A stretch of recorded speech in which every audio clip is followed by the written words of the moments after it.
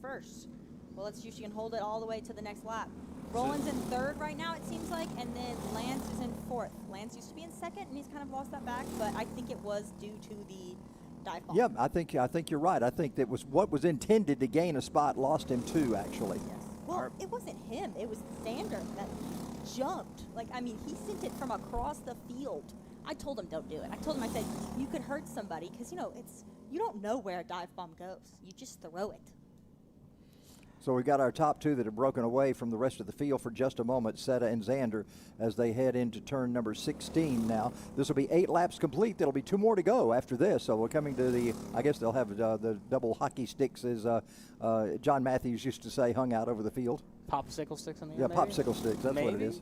Popsicle sticks. My dad loves doing I've stolen that one before. I use it all the time now. I used to call it that too. So I think it's 10, but they gave a halfway signal in 6 laps, so it could be 12. Could be 12. We'll find out. Well, this is the final, so I think it's 12 actually, I believe. I always thought it was 2 more than the pre-final. I'm going to be completely honest, guys. I never look at the flags. Like. Okay, Zoe, here we are. We're roughly 4 laps to go. Let's put it that way.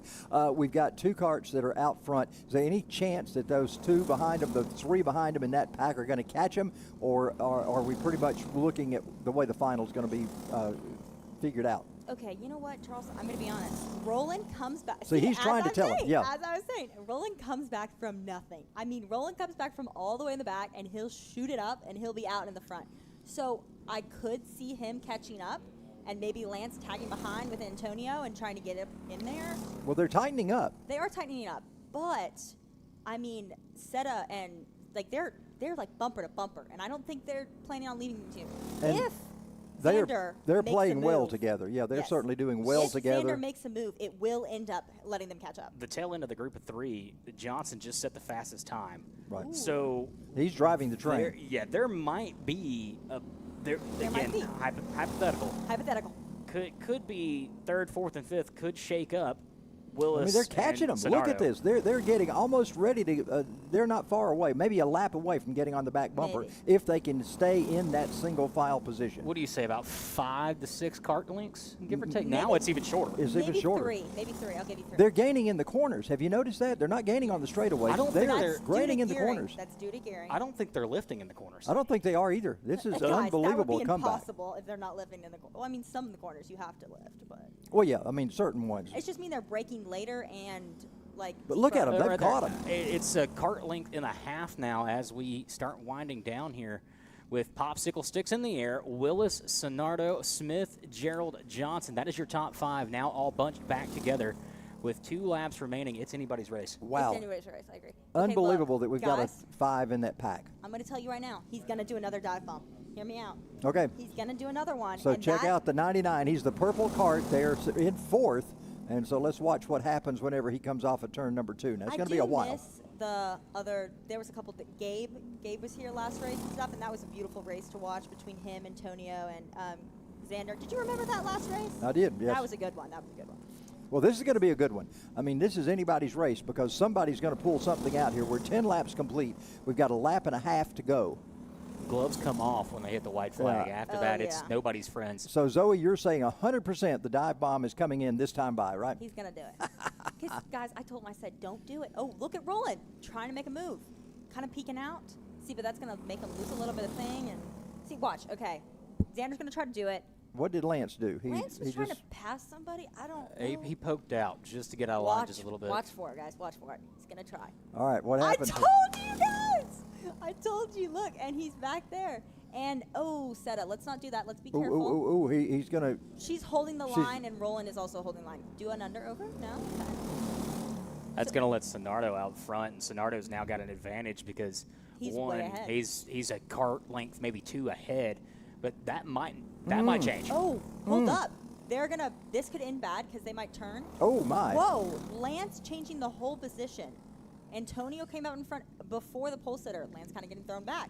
Roland Smith now to the point, coming into the final set of corners. I told you guys. Who told you that? Roland was going to make it up. Still out front, coming to the checkered flag. It's going to be at the line, and Smith.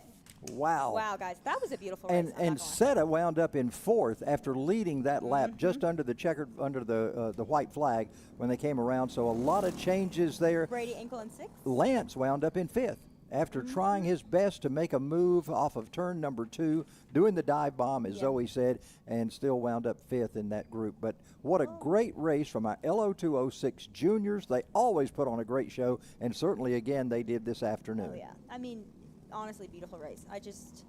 I mean, Victoria was running out in pole, and then it was unfortunate to see. But, I mean, this guy literally told us. He was like, hey, I'm going to make a dive bomb, and he did. And look, there he is right there. He's 2nd in thing, and he's going to Tech. Yeah, Antonio coming congratulations to Roland, our winner. Mikey, let's take a quick break, and we'll be back with more in just a few moments from Atlanta Motorsports Park.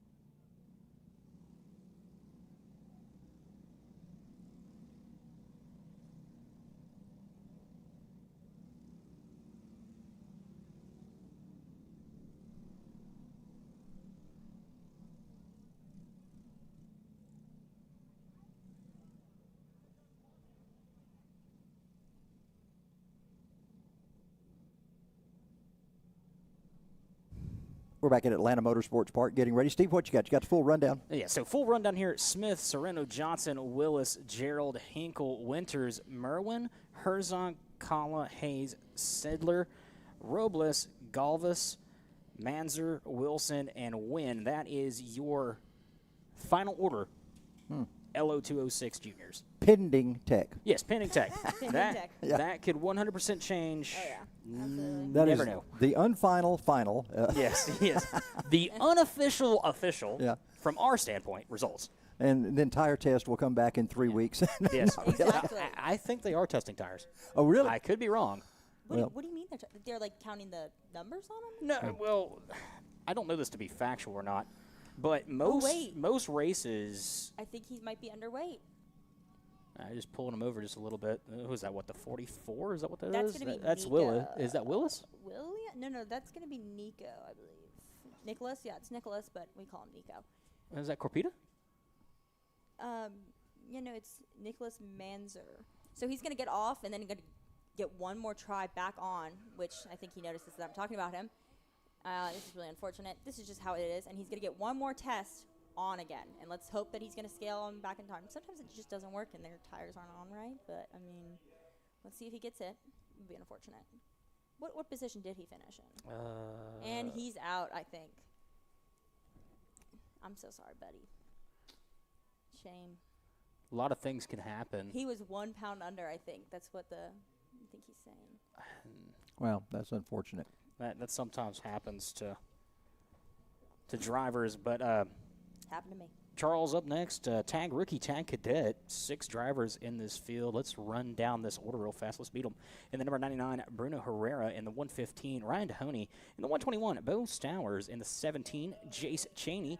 In the 33 car, Luca Valdez. And in the 86, Ben Brumbaugh. Am I saying that correctly? Is that how the Brumbaugh? I don't know. Brumbaugh? I'm assuming so.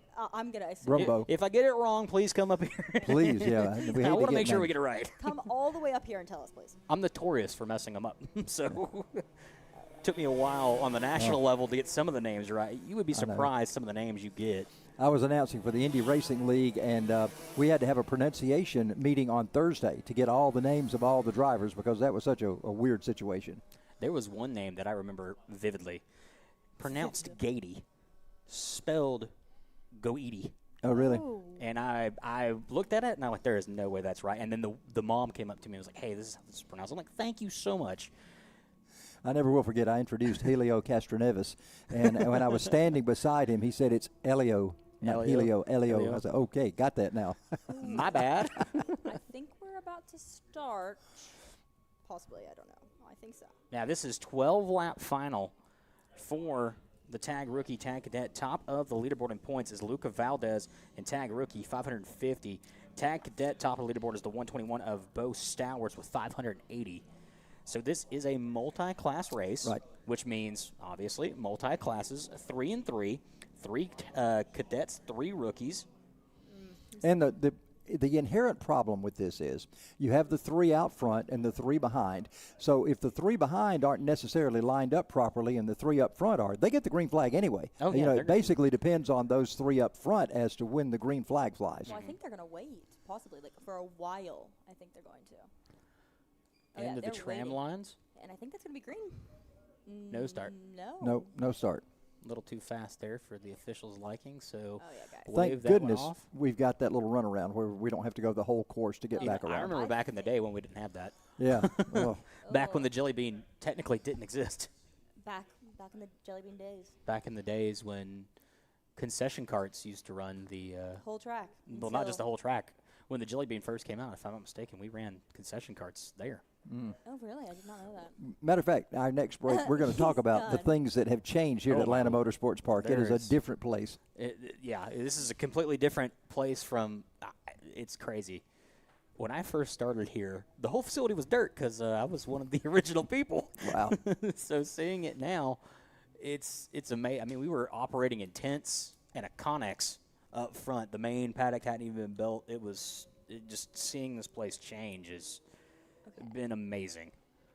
All right, here we go. Let's hope we get a green this time by. There's our top 3 in our junior division, and they are, green. yeah, they're heading up to turn number 1. The cadets will follow them as they get ready to go down that big turn in turn number 2.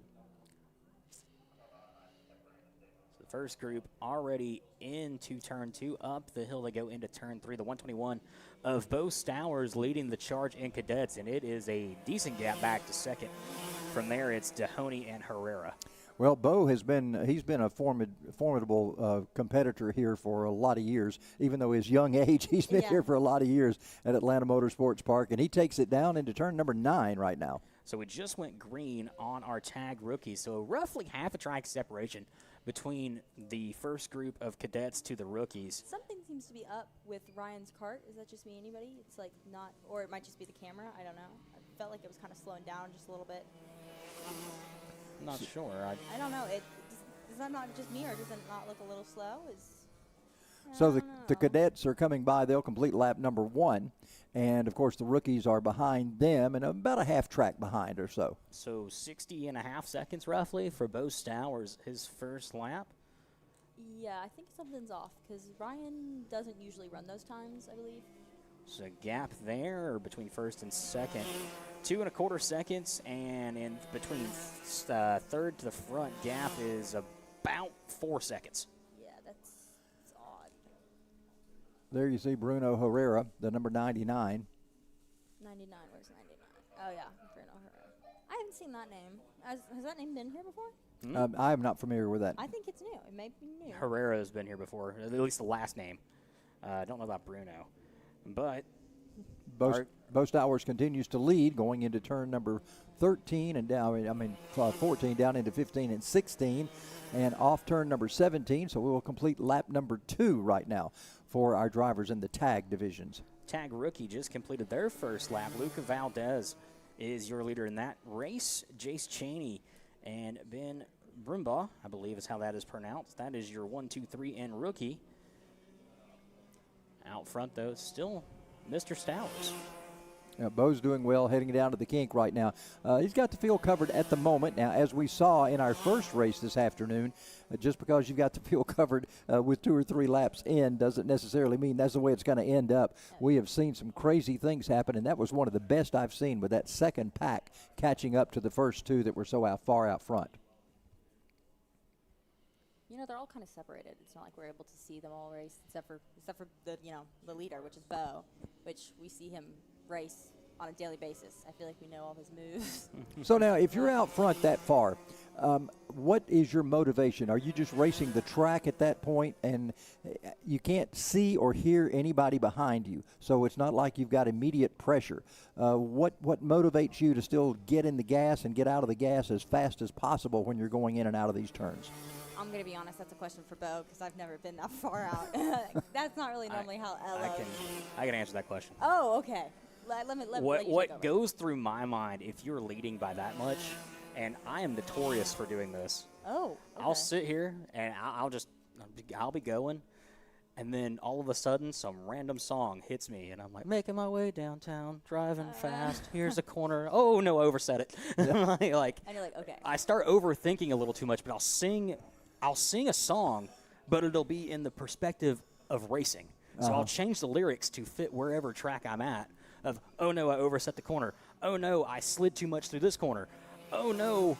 Oh, that's perfect. I feel like you're putting a lot of effort into focusing on that instead of the track. Yeah. Well, That's way too much thinking, Steve. If you know the track by heart, it's You're easy. good, yeah, It's good. fine.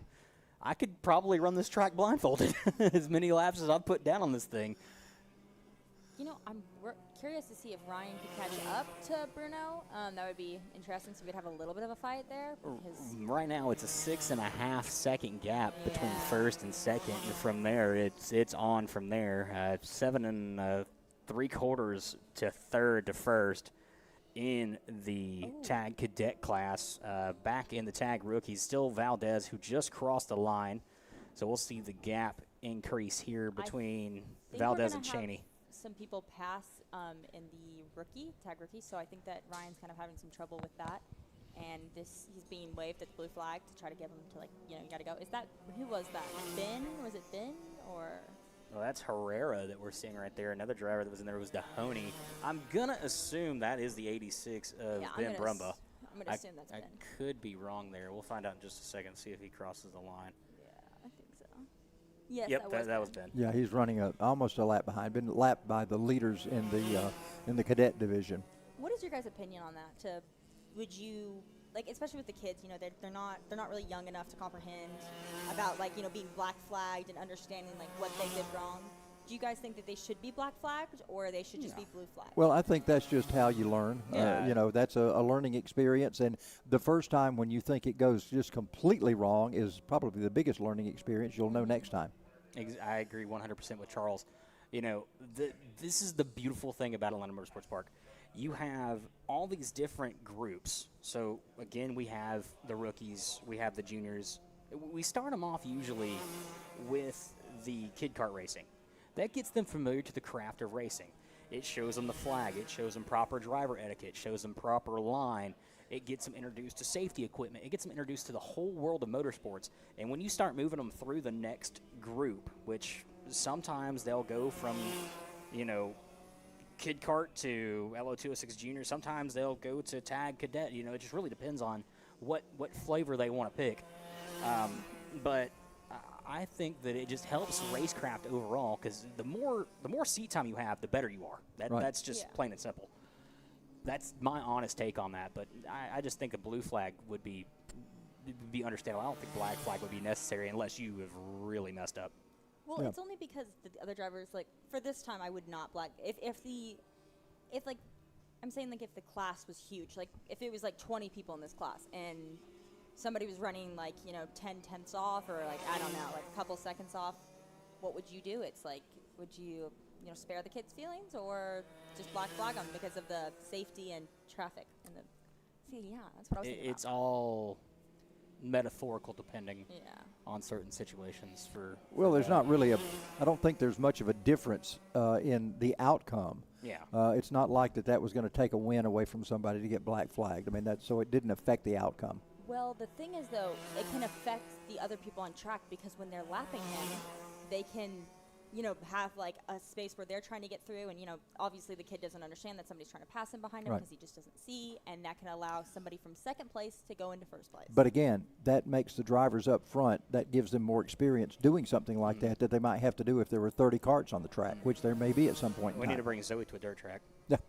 Prime example. Yeah. You want to talk about running through a field in a super late model, 160 miles an hour, Yep. 30 cars deep, and then cutting through the field and hoping that somebody doesn't cut your nose. And, here you don't really allow somebody to touch somebody. It gets a penalty for that. There's no penalty for that on the dirt track. You just, if you dish it out, you're going to get it back at some point. Yeah.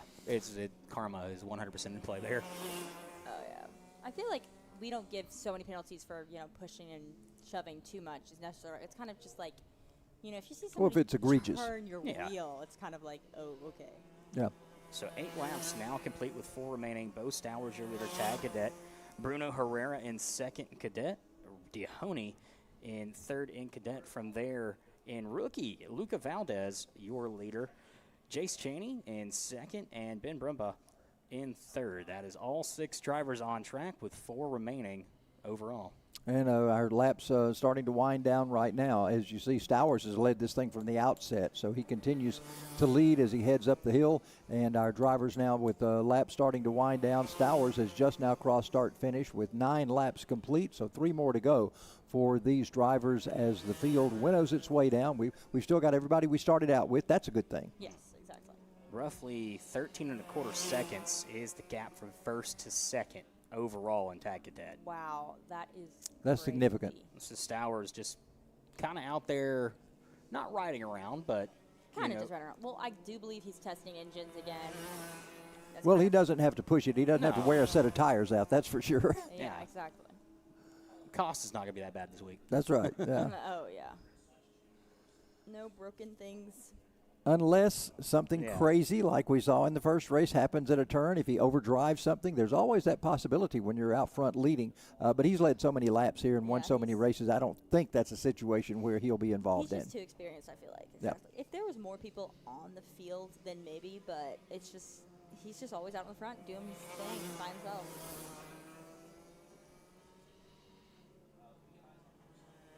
So there you see Ryan Dihoney as he makes his way off of turn number 17 and crosses start-finish, and Dihoney is in now. That was all those drivers in the 57, at least both for both Stowers, 59s for Herrera and Dihoney. And 59 also for Luca Valdez and Jace Chaney, so they're running in the 59 range.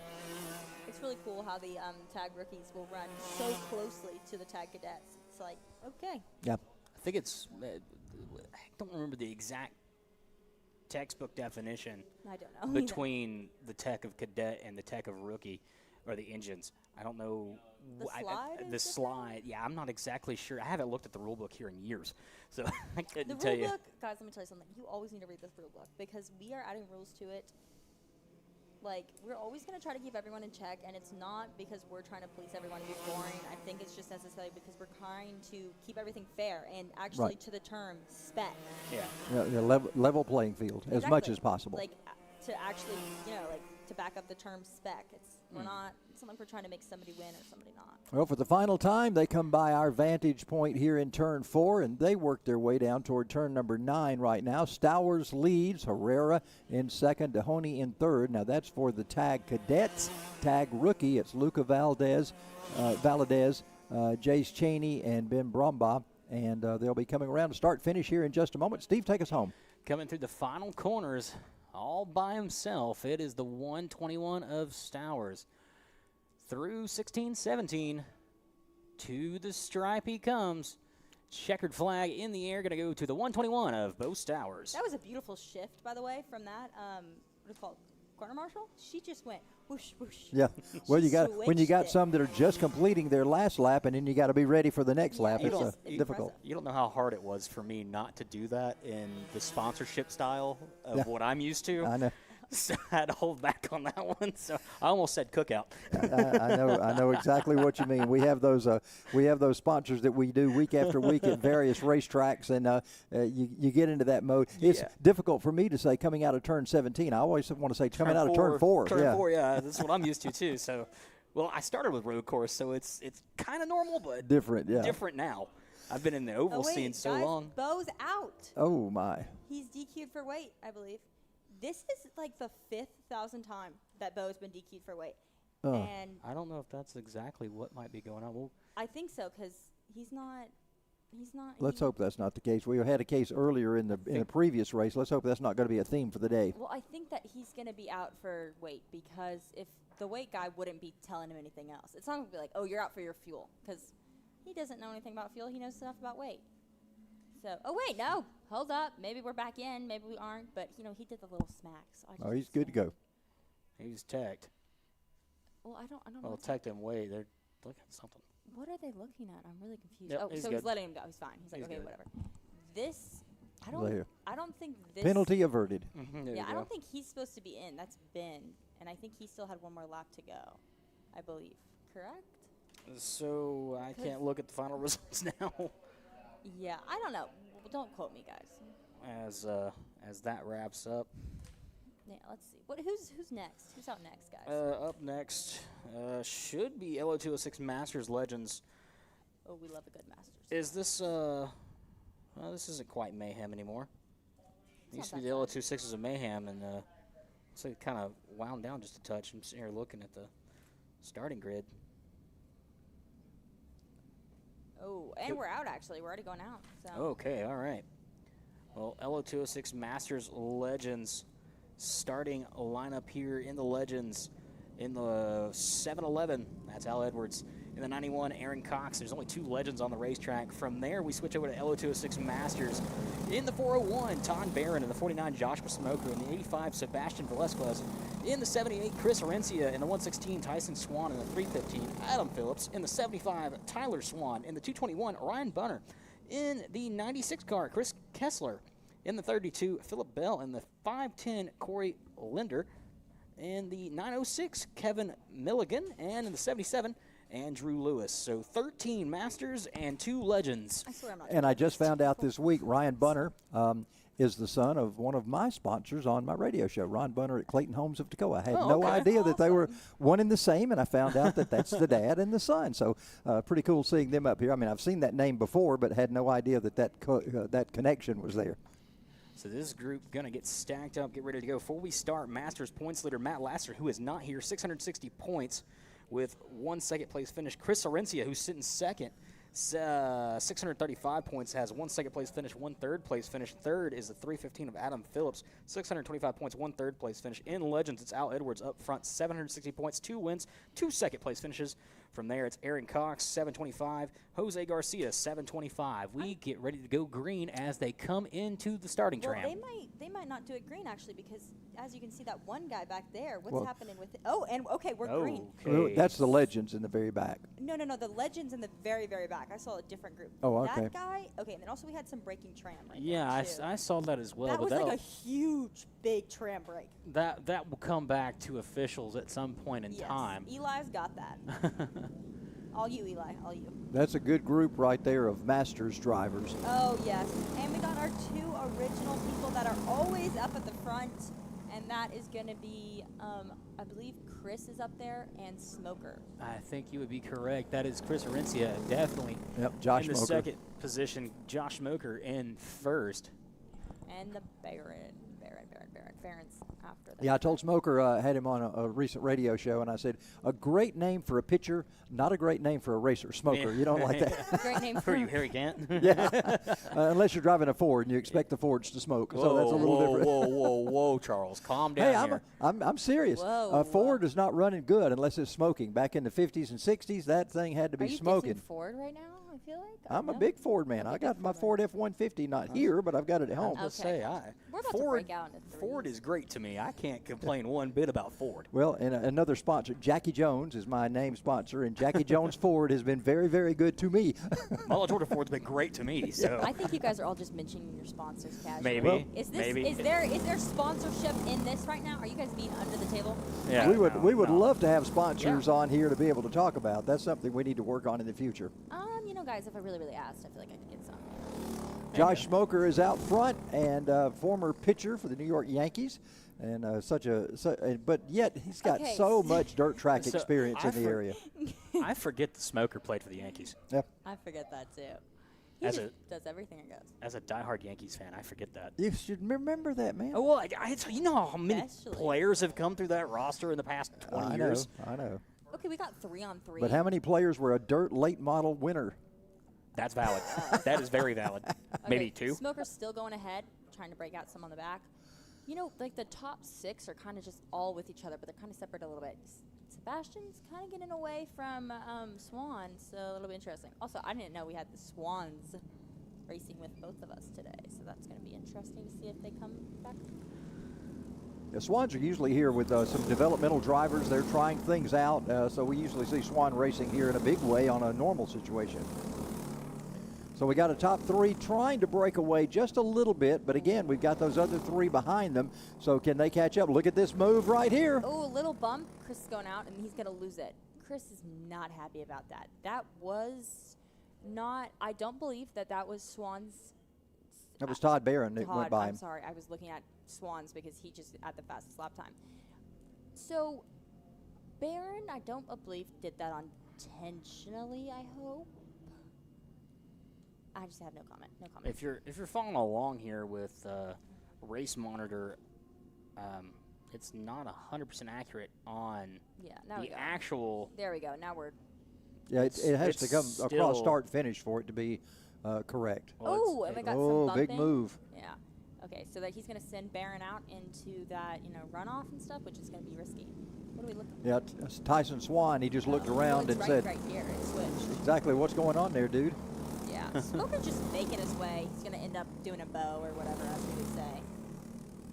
Yeah, Smoker's out in front by, what did you say, 4, maybe 5 4 or 5 lengths? cart lengths, yeah. Give or take there. Yeah. Might end up being 2 or 3 at this point, maybe. Well, it depends on whether they're closing in or not. Todd Barron and Tyson Swan is up to 2nd right now. So he got by Todd Barron. So we're going to check that out as they come to start finish. But right now you see Josh Smoker, the 49, still out front as they go down to turn 16. You know, the Swan's mother, she decided to name them Tyler and Tyson. That is so confusing. Is that just me, or is that? I think it's a dad and son duo, right? Is it a dad and son? I don't remember. Oh, well, then he knew what he was doing. He knew what he was doing. Smoker, Barron, Swan, Phillips, Arencia, Velasquez, Swan, Bunner, Linder, and Kessler. Top 10. I'm curious to see if Chris makes it back up. Be interesting to see how our how our legends are doing. I would just assume, and this is an assumption, I'm pretty sure Al Edwards will be up front. Oh, absolutely. Al had some trouble last time we were here, and he wasn't able to win, but he came in a close 2nd. But you're right. We'll see how he's doing today. Yeah, Al will be up here to join us on the broadcast here in just a little while. Oh, yes. I do wonder where they are, but I guess it's because it's like you're running multi-classes and stuff. It's just sometimes. Yep. So Al is running 13th overall and is ahead of Aaron Cox, who is your other legend. Gap between them sitting about 4 seconds. That's close. Yeah. Do they have any carts in between them? They do, actually. Andrew Lewis is running 14th, so that is the one driver in between the Legends field. Oh, is that a That's a Masters. That's a Master? Okay, so Masters kind of catching up, though. So Al actually just set the best time of the race. Wow. Wait, what? In the whole thing, division? 1 minute, 2 seconds, 2.5 seconds, right at it. Well, I'll be darned. Todd Barron is still in 2nd spot. Now look at him. He's trying to make a move on Don't Smoker. He does it down in turn 9. Can he hang on? And he did. Okay, I think Smoker is going to just pass him again. Honestly, I think Smoker let him have that because he didn't want to fight and get away from him. Well, he's right on his back bumper as they head up through the top of David's Bend and get ready to come off of that corner. Let's see what happens when they get to start finish this time. Who's going to be ahead? It'll be 6 laps complete. They'll see the cross flags this time by. Coming to the line, it is still Smoker out front. No. Oh, hold up. No, it's not. Barron out Todd front. Barron out front. Thank you. You've missed a lot. Well, I saw the switch, and then I'm looking at points and looking at everything else. Okay, so Chris maybe can still make it up. I mean, he qualified first, and then he kind of went back down to 2nd for pre-final, and now he's all the way to 4th after that kind of confusion with Todd Barron, but I think maybe he can make it back up. Arencia actually qualified 4th in this race. Really? I think Smoker's trying to set him up. You could see that quick look down to the inside. Let's see if Smoker does something coming down into turn number 9. They come through the kink. Let's see what happens now. He's staying single file behind him. That's right. That was not through, but in the middle of the S's, and no move as of yet. We're only halfway through. Charles would you, as a driver in this situation, would you try to make a move this early on, or would you wait? No, I'd wait. Okay, I'm right there with you. Yeah, no reason to show everything you've got right now. Follow him along, lull him into that you're going to stay behind him, then pull a cold trickle move and go the opposite direction, right? Speaking of cold trickle, did you hear Yeah. we're in production Second for number one. 2? Yep. Rick Hendrick and Tom Cruise got together and decided they wanted to do a second one. They got Jerry Bruckheimer back in the deal again. So it's going to be I think everyone can't wait for another Days of Thunder to come out. I'm ready for it. So I totally know what you guys are talking about. That's way before your time. Oh, Before golly. my time, but Zoe. I know exactly what it is. Y'all are killing me. I was in my 30s when it came out. I wasn't even born. Yeah, I think you just might just be a slight bit older than us, Charles. Yeah, I think so. You know, Smoker is just kind of chilling. He's not really like. I think Josh is biding his time. He's been a competitor in so many different arenas for so long.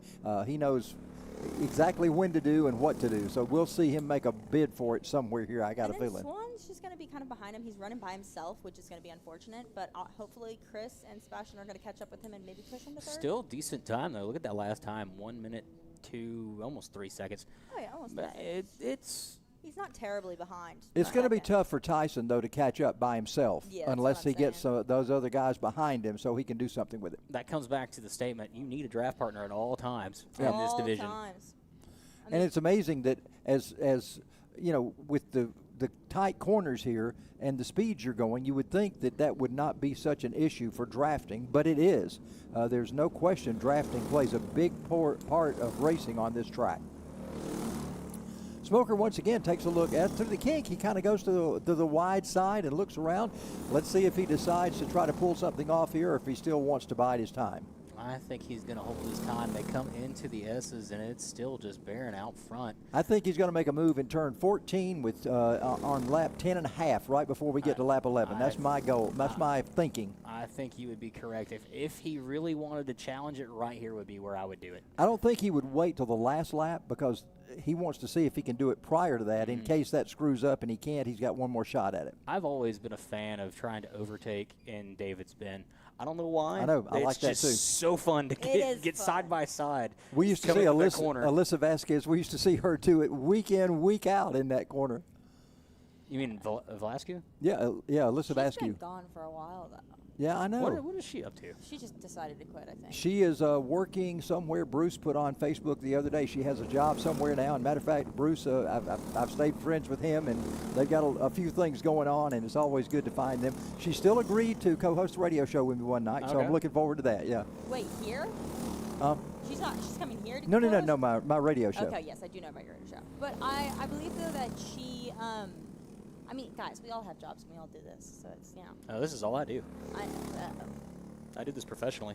Well, yeah, but that's cool. Like, that's cool, though.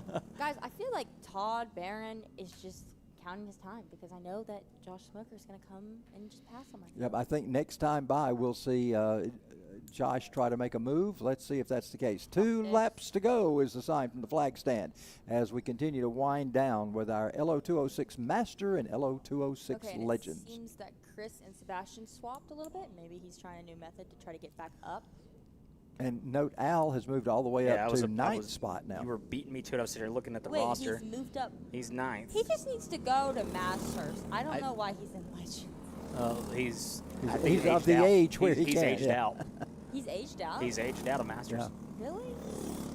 What age do you age out of senior?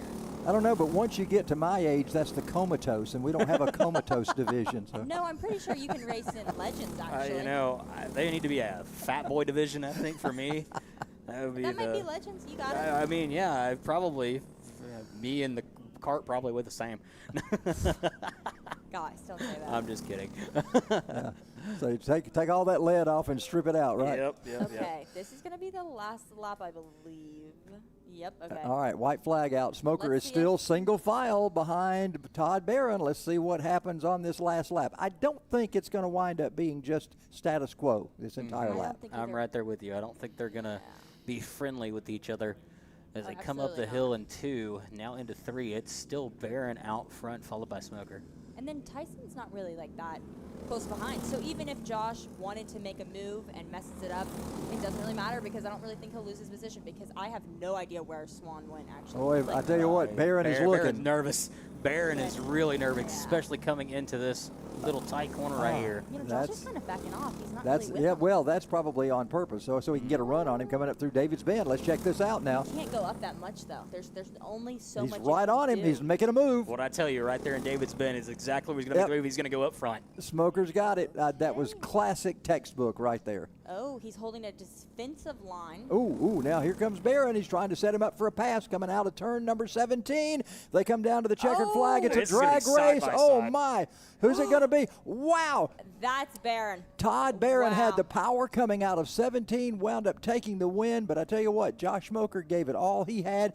Congratulations. Swan. What a great race from our LO206 Masters. Look at that. Al Edwards moved up to He 7th. moved up to 7th. You know, guys, at that last moment when Josh, did you see him kind of jump? He jumped and it wiggled the cart, and I think that's why he lost it. That could be that You know, slight This is- little. Look, let's hear it. Let's Look see it. back. He goes, look, he Yep, jumps and it wiggles it, and he loses the speed. It was half a cart length at least. Literally at least half a cart If he length. didn't do that jump, I think he would have made it. What a great So finish. Here it is here's again. See, he did that. Oh, Yep, you saw the back end kind of go wiggling around there, and that's what gave Todd the opportunity to have a straight line and get and the he win. was like, oh, yeah, guys, straight is always better. Fantastic, and they're Okay, congratulating give each us some high other. fives, Great of course. race, guys. Good to see y'all out there, and good to see great competition like that. We always Congratulations. love just high fives up in the. You know, you look at that number 49 on Josh Smoker, and you think of all the famous 49s over the years. Bud Lunsford kind of started it, and the reason I asked Bud one time, I said, why was your car 49? He said, because the Gold Rush in Jelanico was in 49. And then, of course, Jonathan Davenport, one of our favorites from our area of the country as well, Good old who's Blairsville, Georgia. the multi-million-dollar dirt track driver. I announced his first race on asphalt, believe it or not, in a Legends wow. car when he was 10 years old. And I asked him, I said, any chance you'll ever hop in your granddad's dirt cars? No, asphalt racing's for me. Well, that kind of changed, didn't it? Boy, what a change. All right, order: Barron, Smoker, Swan, Velasquez, Orencia, Swan, Edwards, Phillips, Kessler, Bunner, Linder, Milligan, Bell, Cox, Lewis. And now when you say Edwards, that's the winner of that division. Yes. So even though he's shown up in 7th spot there, he was actually the winner of the Masters Legends. division. Legends Look division. at him. Look at him. He's Hey, saying Al. it. Yeah, Wait. congratulations. Yes, 7th. That's right, 7th, man. Al. Who's that waving it off? Oh, that's right, Al. You got it. I feel like Al, we should just make an exception for you and just put you in Masters. I feel like you can do it. Maybe just work out a little bit and you'll. He's sitting there. He's sitting there going, no. I'm glad Al's not really listening to you right now, Zoe. Thank you so much for that. Al, come on! I know you can hear me. I know he can. Well, that was entertaining to say the least. Up next, KA 100 Junior Seniors. Oh, that's gonna be a good one. 11 drivers entered in this division. Top of your leaderboard in points, the 868 of Ryan Perez with 680 points, 1 win. In second, 821 of Isaac Carvalho, 655 points. In third, it's the 113 of Roland Smith with 650 points and 1 second place finish. Through the order, starting on the pole is the 821 of Carvalho, followed by the 119 of Mija, the 825 of Lopez Velarde, the 817 of Eslick, 891 of Saunders, the 864 of Burklow, the 301 of the Pedian, the 809 of Frazier, the 45 car of Lindbergh, the 13 of Machado, and the 99 of Matthews. And we see a little smoke coming out of these, and we also hear a little different cadence in the engines. These are KA100s, which are 2-cycle engines, and they've got some power. We'll be seeing that on display here. You know. Cargo broom. What? Cargo broom. Yeah. Okay, we got a lot of, normally we see a lot of Aiken drivers and taking over the field, but now we got a lot of Kart Freedom drivers in this field. So. Yeah, that's. And then we got a lot of, what Yeah, do you call them? That was Eugene, right? Eugene Paneco's Paneco, guys in the purple primarily, yeah. I call them Purple Crowns sometimes. Purple crowns. Well, they're getting Purple ready to crown. come toward the toward the green flag. Let's see if we get a good clean start. Looks like everybody's He tied up says, pretty well. Perfecto. Yeah, Yeah. perfecto. That's Perfecto. right. Yeah. And then he says da. That means Not no. yes. Means no. It says My, no. my daughter Da. Like, Does, yes, in German. yeah, exactly. My daughter lived in Rome, Italy for a while, and of course didn't speak Italian well. And she said, just put an O on the end of everything, and it kind of works, you know. Oh, okay. Hey, I think Agrino. we're green. Agrino. Grino. As Okay, I don't know if that's a. clean racing through It that. sounds Spanish. Verdo? Mexican. Verde? Verde. Verde. Okay, I All right, think that's we're great. going completely good. Oh, got a battle for the lead going up turn 2. Let's check them out as they get up there. Man, some folks are out of line. That's Carvalho, I believe, up front, and Mija. Top 2 drivers. We hear them go through the tower there. I love that track sound. I used to love it when they would crank up underneath us and the whole Oh, yeah, the tower whole would building would rumble. shake. Yeah. Back in the day. Yeah, back in the day. That's right, Steve. I mean, I was still like kind of alive, I swear. I was a baby. I don't fully remember it, but I remember the rattling. Yeah, it was something down there whenever they would crank Especially up at underneath 30 us. LO206s The below. LO206 seniors, Gosh, yeah. The LO2s of mayhem. Oh, the back in the day. There's still mayhem. What are you guys talking about? No, we were talking about on the real start. Mayhem. On the start. Real mayhem. I don't. Okay, guys. 1 lap complete. Carvalho, Mia, Lopez, Velarde, Eslick, Machado. That is your top 5. You know, I'm interested to see if normally the back group. I don't really think. I remember during the pre-final, of course, when you guys were on here, though, Isaac and Isabel were just kind of stuck up front. They were not going anywhere, and I don't really think they're. I think that's kind of going to be the same thing. I think they're just going to kind of try and talk. Well, Isaac and Isabel, they've got a breakaway. We've got that situation we had before with a third cart just kind of by themselves Ooh, a there. little- We got somebody side by side. Yeah, that was. I think that was Dean. 5th and 6th. That had to have been Machado and Frazier. I think that. Yeah, I thought that was Dean though. No, I don't think that was Dean and. Not Pedia, maybe? No, yeah, it was Dean's cart though. I do know that. So, Zoe, how much does teamwork play a part in this? Does Eugene's group try to get together and work together as a team? Is that a thing? Or You know- is it everybody that can hook up with anybody they can? You know, maybe that is something that they should work on. I don't really know, to be frank. Well, we To see be a basi- couple of those purple carts together, but Yes. not all three But together. It's not like you're gonna wait. I was gonna say. It's not really like you're gonna wait for your buddy. Right, but if you can help, you help. You're gonna help yourself. That's kind of how it is. That stuff. Like Eugene Right. obviously teaches us to know everything, but and we have some passes. Isabel is in the front. Well, we got Lopez Gabriel. Velarde with the fastest time. That was a 3-wide battle there up front. Going to shift everybody around. Mija up front, Lopez, Velarde, and then Carvalho. That is 1, 2, 3 when they came out of the S's. Coming back to the stripe, this will complete, what is that, 3 laps now? 9 laps remaining? Oh, wow, Well, okay. what's been impressive is Velarde was able to get up to second spot during that, and Isaac Carvalho is still back there. The top 3 have now gotten together. It used to be 2 and then 1 way back. Now they've all caught each other, and Gabriel Lopez Velarde has moved up to second spot. Graham is chasing them now. He's chasing them down, trying to get up there. Graham is cart freedom, which. Oh, and we got somebody going side by Ooh. side with Isabel. That's going to be. Oh, That's Gabriel. he might have just slipped through with it. Okay, so we're Lopez gonna, Velarde now to the point. And from there, it is, what is that, Carvalho? Isaac and Carvalho, Mija. yeah, goes up, and then that puts Isabel back in third right now as they work their way up the hill. We're Yeah. playing musical carts. They are. Back and forth they go. I'm gonna see if Graham can catch up. If they keep passing each other, Graham is going to be able Yeah, to catch Graham's up. going to catch him. I mean, look at the speed he's got coming off of 17. He's going to catch him here very soon. Well, if they stop messing with each other and they just go, he You think won't they're going to catch do up. that? No, they're No. not going to do that. Exactly. This is AMP I know. kart racing. They're not going to do that. Of course, God forbid somebody tries to shoot, take somebody out. It's like that you said to me a moment ago, Zoe. It's what betters themselves, not necessarily what's good for the pack. If they see a spot, they're going to get it. I said that for them. That doesn't mean I don't do it. I would rather, lose a position than crash somebody, honestly. Isabel's going to try to a little bit peek out, but luckily she didn't touch. Yeah, she didn't do anything really there, but Just she a stayed. little She lost a little bit of that draft, though. Yeah. She's back about 2 cart lengths behind. And then I think, how much cart lengths would you say Graham is behind? Graham's 3. he's about 5 or 6, I think. It's a little further than that. There's quite a difference back there, but he's going to catch soon. Oh, If he yeah. can catch Isabel, that may give both of them a shot to try Oh, to work their way absolutely. up.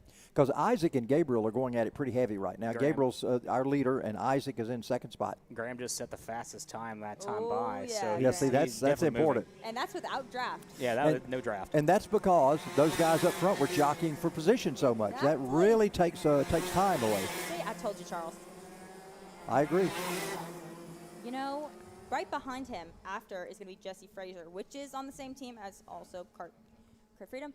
Can somebody help me say that sixth name? I don't know. How The to sixth name? The sixth place? Yeah, I'm not. Gonna lie. I don't even know. Guillermo Machado? Guillermo Machado. I'm just going Guillermo? to call Is you it Guillermo? Machado. Guillermo. Okay. I haven't been around, so I don't. If we say it wrong, I'm really sorry. I'm phonetically saying it as best I can, Guillermo. I'm not really sure. So Oh, Isabel's trying to peek out right in front of. when you can't say the first name, just say that's Machado in sixth spot.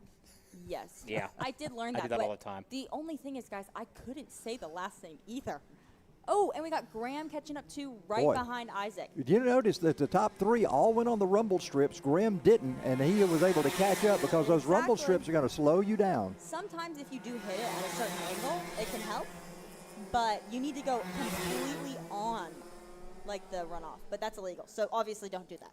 Well, Graham's made up his time, and he's right there on the back bumper right now of Isaac. So let's see what happens as those top four carts now make their way up to the top of the hill. Yeah, it's gonna be interesting. So when we come through, what is this, 15 right now, going into 16, it is still, Turn yeah, 9. Way better logic. I like it. Velarde up front, and they're all kind of stacked together. So it's Velarde, Meja, and Carvalho and Eslick. That is your top four that's stacked up, and from there's a stack of three: Machado, Frazier, and Saunders. 5th, 6th, and 7th, Naapedian, Lindbergh, and Matthews. That rounds out your top 10. They come off right in front of the tower from us, go down through the kink. Everybody single file through there, which we have learned over the years is the only way to get through there. Now we got one peeking out to the inside. Isabel taking a look. Oh, and she takes first. Wow. That was an easy pass, well orchestrated by Isabel. She did a great job there, and now she is the leader as she brings him up top of the hill. And Graham has started to lose a little bit of that pack again. That's what I I wonder was if it's noticing. gearing or anything like that. I don't really know too much about like two strokes and stuff and how that works necessarily, but maybe is that possible? I don't really know. Looks Is that like how we- it works? No. Is anybody else seeing the rain a little Graham's, bit? How much losing? he's catching back up now.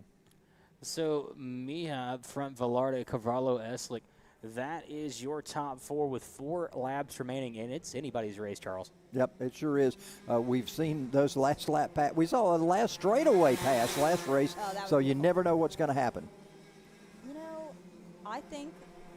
Ooh, we got wow. in the grass a little bit. What a place to pass. What a great Oh, and job. we- 3 wide going into the corner there. He's looking at it like, oh my gosh, somebody's about to blow up. Oh, my. Oh, goodness. Graham all Graham over. Is has that it. Isabel? And I think that's going to be something bad for Isaac. I think something seems off with his. That was the 121 is the number that was on the front. That might be 821. I think of that was Carvalho. Isaac. Yeah, I think that was Isaac. Graham's like, I'm going. Goodbye. That card is definitely off speed right now. And Graham, that put him back a little bit, but does he have the speed to catch up? Yeah, I don't know where Isaac is or if he's just gone. I think I haven't seen him. He come. just came Wait, across the there's line. Isaac. Isaac's still coming up, bro. He could still. I mean, Carvalho in 4th, but that separation now is massive from is. 1st to 4th. Almost 5 full seconds. So it's Mija, Velarde, Eslick, Carvalho. That is your top 4. And we're watching right now Isabella Mija going into the entry of the S's Oh, my. side by sneaking side. Side by side, side by side. They come off the S's, and look at that.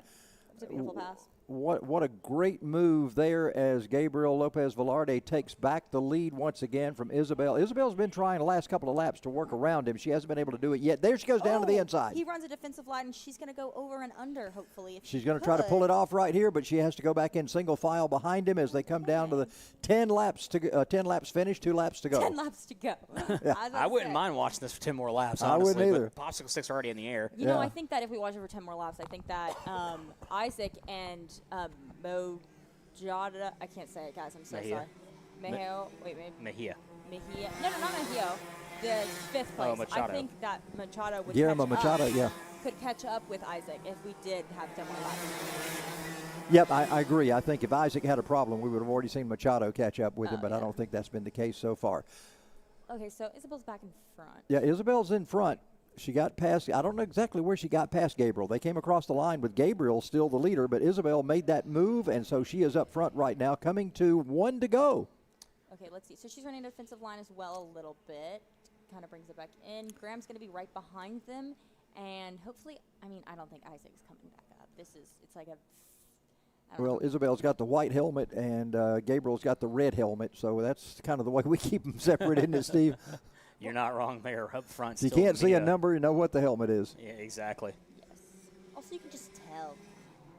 I just personally know. Oh, and around goes the third place of Eslick. Oh. That was in turn 4, so local yellow flag will be flying there. That's going to shake it up. At least podium finishers. Graham just overdrove that corner. A pile up in the bottom of turn 4. The whole team. Oh, wait, Bailey's going back. He's just kind of pushing through. So up front still is the 119 of Mejia.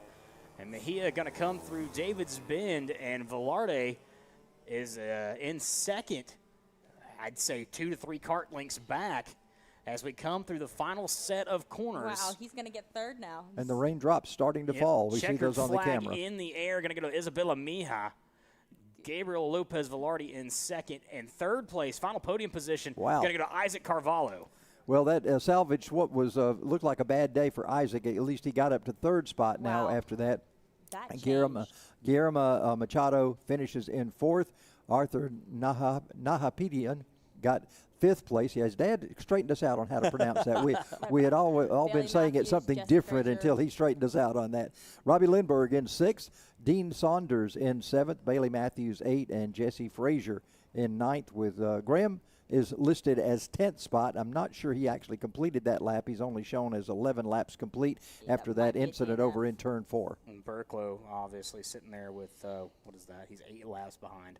Oh. So only completed 3 laps. You know, he's had some bad luck recently. I felt bad for him. Well, liquid sunshine in the air. Yep, rain is here. Liquid sunshine, guys. You know what makes us happier, though? No lightning. Is that what you're going to say? No, not just that. Don't say that word. We could talk about this facility and how much it's changed. Wait, no, we gotta go over this and stuff and see who got to tech and who didn't. They're sending them on. But wait, we gotta see what happened. I know Graham is gonna have a reaction, and then we're gonna have Bailey and Robbie. Robbie's gonna go back up. Dean, same thing. Okay, guys, you know what? Talk about your wants. I know you want to talk about it. Go on. I know you're itching for it. So since I started here, we went from a tent in the parking lot to this facility, and the Connex up front, the facility up front with all the garages and everything. And now we've got the condos on the main track, and now it's Trackside Villas? Is that what we're calling them? Is that the technical name? Yeah, I think it's Trackside Villas. Yeah, you can see they're under construction. Mikey, is it Trackside Villas?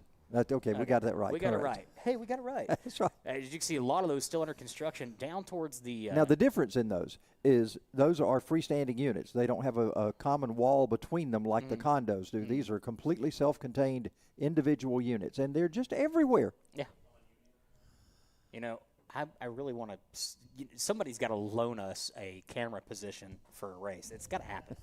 We got to have that happen. That'd be kind of cool. Guys. I think my dad might have bought one. I don't know. We'll, I'm pretty sure you guys can use that. New broadcast booth? We should have we should have our Balcony. vantage point on one of those decks looking out there. And we're out with the all right, while they're working around, Zoe, let me tell you, your dad has done an awesome job here. It's unbelievable how much this place has expanded, how great it's done.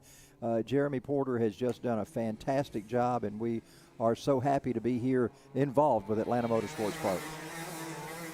You know, I feel so grateful. I'm getting the fun, even though I didn't do anything. Okay. Rolling out now, LO206 Cadet. Top of your leaderboard, Easton Bailey with 895 points. So hold up. Oh, it's K100. Yeah, it's K100. Well, my sheet was not correct then.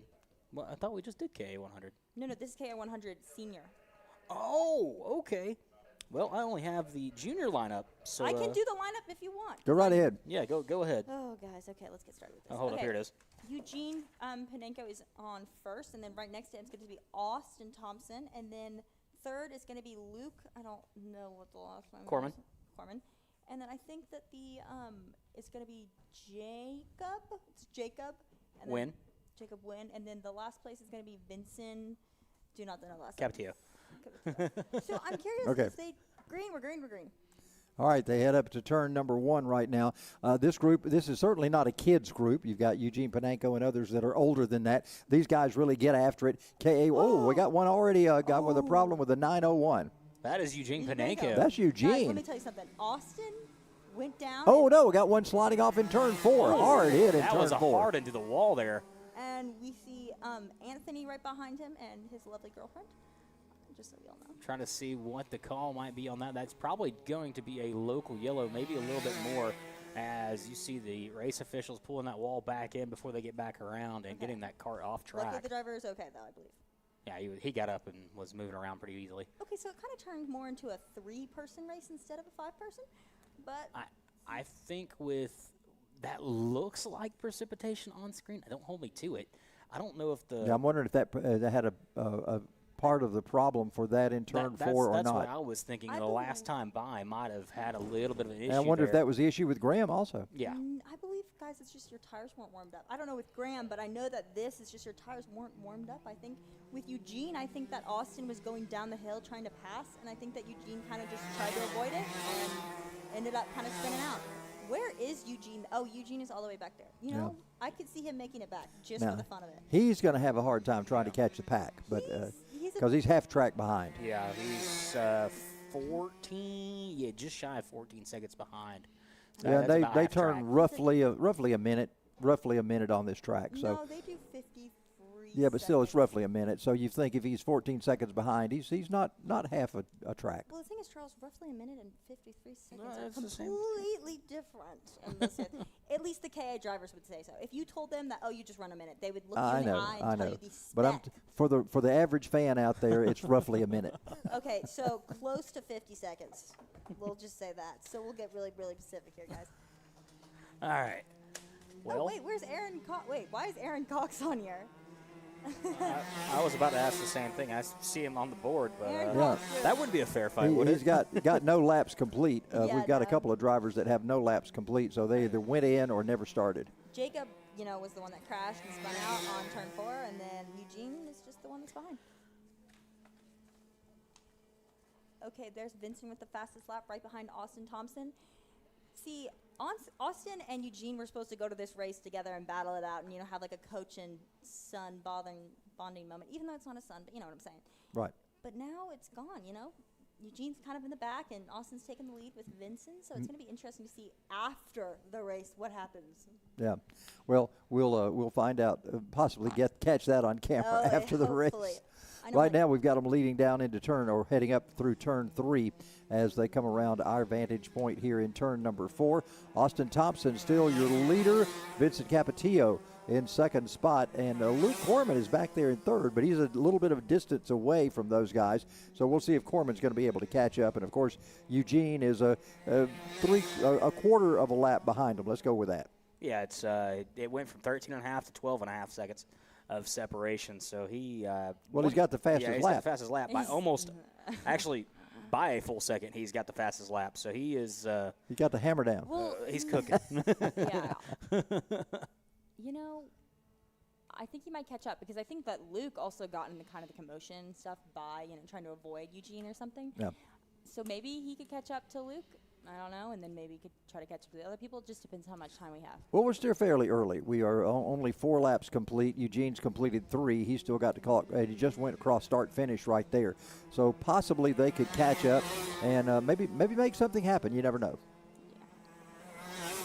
There's nothing really roughly happening, though, right now. I feel like they're all clean, which is unusual for, I remember when I first started racing, and this class was a bit bigger, and I do kind of miss it being bigger. And that's the only reason why I haven't really fully moved up, because it's like this class isn't big at all. Like it's, only, I guess, with not counting Aaron, it's only 5 people. And I'm like, I don't want to race in a class of 5 people. I'd rather be in a class full of 35. Yeah, but of course with KAs though, you have a little more power, and that's always something to get used to. I think it'd be a good idea for you to move up there and get the experience at some point. Well, I've driven a couple of them and stuff, and again, I love driving them. They're fun on practice, but it's just not fun on a race day, it seems like. I Right. like the actual racing aspect and racing craft of LO.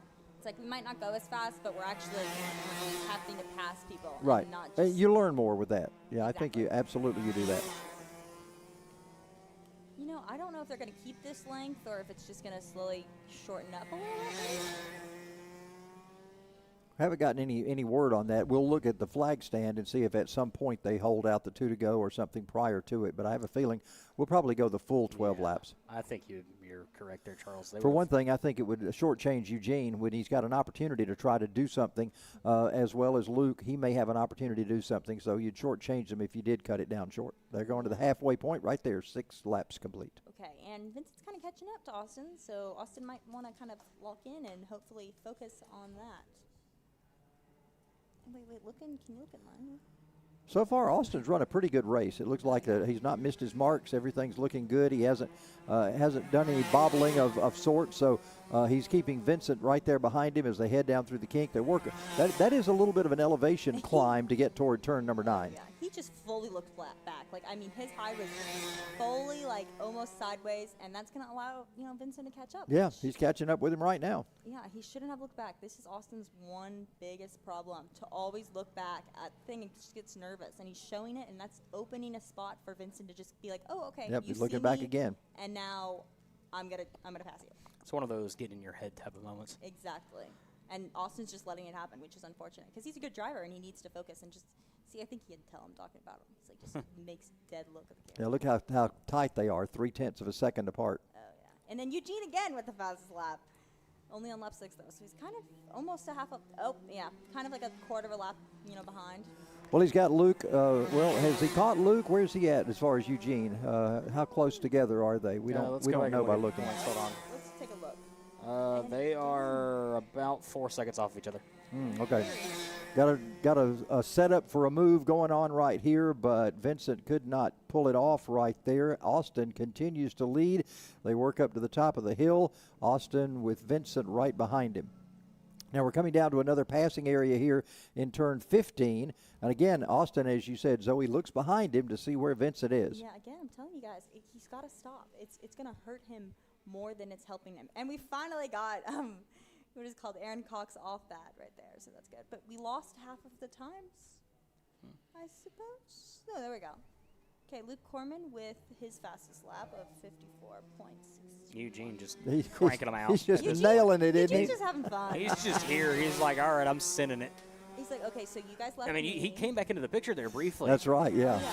Guys, if we had 20 more laps, he'd make it back. He's made up a lot of time. Yeah, it's just he was so far behind, it's impossible to make that up in 12 laps. So, speaking of Panenko, we go to the leaderboard in the K100 senior points. Eugene's actually top of the board. This will be the only race he has not won that he has ran in. Wow. Would you get to drop 2 of your worst races? Yeah, this would probably be a drop race. Oh, yeah. God. According to this, he did not race the first race. From there, it's Austin Thomas. Oh, yeah, he did. He's got 2 third-place finishes and a second-place finish. And Vincent Capetillo, who I don't believe is here, he has... Vincent. Yeah, he's running second. That's right. My bad. He hasn't been running with us most of the season, I believe, though. I think. Yeah, that's what I'm looking at. He skipped a race, and now he's back. So he's got 1 second-place finish and 1 third-place finish. Eugene is making it back up. I mean, where is Luke, though? I don't know where Luke went. Also, we've kind of had some difference between Austin and Vincent now. Well, he was about 4 seconds ahead of Eugene earlier. I believe if Steve looks that up right now, he's less than that. Yeah, he's less than that. He's about 3.5 seconds. Okay, there. Eugene is moving. Yeah, Can he's Eugene smoking. still make it up on a podium after spinning out on the devilous turn 2? I mean, guys, what would you rather? Okay, what would you rather spin out on? Hear me out. The straight. No, hold up. I'm thinking the S's or turn 2. The S's. Man, I feel like You there's got. more I think you turn. got more Quicker recovery. Yeah, you got more, and you don't have to worry about trying to get up that hill so quickly. You can immediately get back in the gas. But the catch is on the S's, you have to be in the grass. That's true. Still. No, just hypothetically. It's a hypothetical thing. Still, yeah. Okay. Still going Me in. too. I think turn 4 is a terrible place to spin Yes. out. There's the wall is so yeah. close to you that I've seen so many guys spin out in turn 4 that didn't end well for You them. mean turn 2?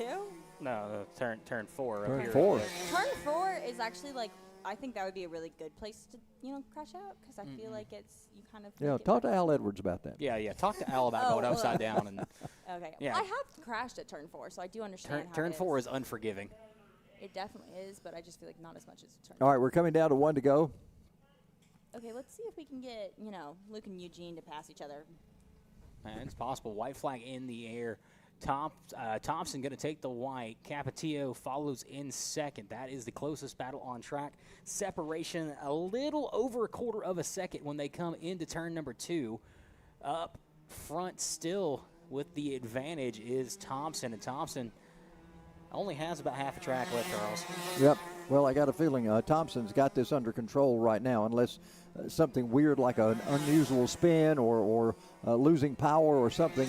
I believe Thompson's got this unless Capetillo can really mount an attack, and I don't see that happening in this last half of the lap. No, we're coming through the last couple set of corners, and it's all Thompson right now. Thompson's ahead by, I'd say, 5 to 6 kart lengths. Yeah, I would say they're coming to the last passing zone, but we've seen passes happen in weird places At today. the line. Yeah, so here they come down to the checkered flag. It's going to be Austin Thompson with the win. Trying to close in is Vincent Capetillo, but he will settle for second. Now Luke Corman is coming right there. Luke will get third, right but Eugene has really tightened it up, although not enough for a podium finish. So Eugene, after that first last lap crash, has wound up fourth in this particular race, and but that's a good recovery for Eugene. But congratulations to Austin Thompson, one of Eugene's drivers. You know, what is the next class, guys?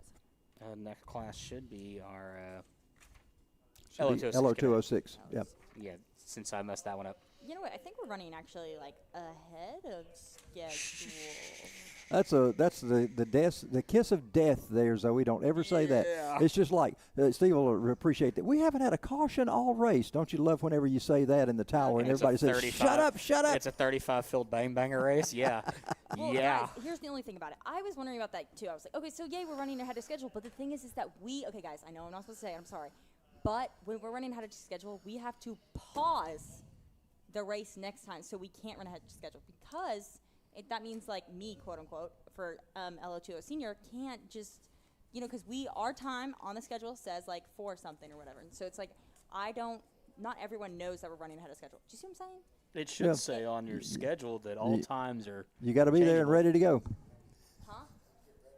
Okay, guys. Bossman says, "Let's go." You know what? My dad just came in and said, so the schedule's definitely ahead. This is a good thing, guys. That's prepared. a good thing. So that's what happens when the schedule's ahead. So Al Edwards is joining us right now. Al had a great race today, and yeah, you may have finished 7th, but you're the first man in that division, man. Good job to Al Edwards. He did a great job out there on the track, and what a great win for him today. Great seeing you run out there and have a good time today. Why are you drinking water? Awesome. Well, I need some water. I got to calm my nerves. So yeah, that was interesting. So we did a combined class today, and that really was a lot of fun. And we decided this time that we start a little bit closer to the Masters. So we started about 3 seconds behind them. We're watching a replay. Let's check that out. Oh wow, That was hard Benenko slide there at the beginning of that race. Yeah, that was a tough move right there. Yeah, but you got to pass some cars, boy. You were running by a lot of karts. I was. That was a lot of fun. It's always great to go from dead last to midfield. Yeah. In a different class, yeah, but every time you pass somebody, it's risky. You don't know how talented they are. Sometimes you just run out of talent. You know how aware they are. And I did have a guy going up through David's Bend. I tried to make the pass, and he decided he was going to race me, and I was going way faster than him. So I had to back out of it so I wouldn't run into him because he literally turned right into me, and we bumped a little bit. So that's the risk that you take. I could have just hung out and started half a lap behind. It would just been me and Aaron. But Aaron had some engine issues, it seemed like, and he was running 2 seconds slower than me, I think. And so he's running the 104s. I was in the 102s. So here we go. We're on to our next exciting race here. This is the LO206 Cadets. LO206 Cadets, you're correct. Good, because I recognize Easton Bailey. He was P1 in qualifying, and he fell a little bit in the pre. But he's an up-and-comer. He's on a new kart. I think this is his second day on this new kart, and it's really working out well for him. He's figured it out very quickly, and so we're really, really proud of Easton Bailey. Proud of a lot of people. A lot of folks are coming up. We're seeing their driving improve. There's Alex Schomer.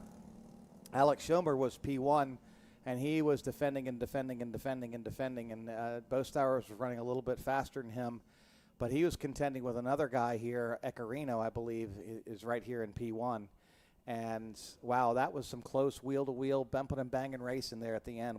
I was standing out there watching that. So I got a lot of parents on pins and needles right now. I'll tell you that right now. Let's run through that order real fast. Ecarino, Stowers, Schomer, Bailey, Walls, Wilson, Kessler, Turley, Gargis, Herzog, Burkett, Sears, and Kessler. That is 13 drivers in the LO206 final. 12 laps is the distance, and they are getting ready to roll off here, Charles. Let's see if we get a thumbs up here from our track official. He's slowing them down. Everything's looking good. It's all right. It's just okay. Yeah, that's okay. It's fine. It's okay. It's fine. Okay. They got to tighten it up a little bit coming off turn 4 to get those carts equal. They got to get on the tram lines. All right, so they're good to go. Let's see if we get a green flag. Yeah, we're green. heading up. And immediately they fan out as they get ready to go up into turn 1. Yeah, we come into turn 1, turn 2, still side by side through at least the first 3 rows down into turn number 2. Gonna be, what is that, the 121? That is still Bo Stowers. So Bo Stowers, your new point man. Bo brings him off of turn number 4 now. He's coming through our area, and look at those carts. Man, everybody's looking good, sounding good as they head down through the kink. You know, we need a crank it up segment here. That's right. I love it. Oh, absolutely. You can just listen to these things. And looks like Alex Schomer is looking to the inside there going into turn 9 and thinks better of it. Right now, he'd be best working with Ecarino to try and get back up to Stowers and pull away from the rest of the pack.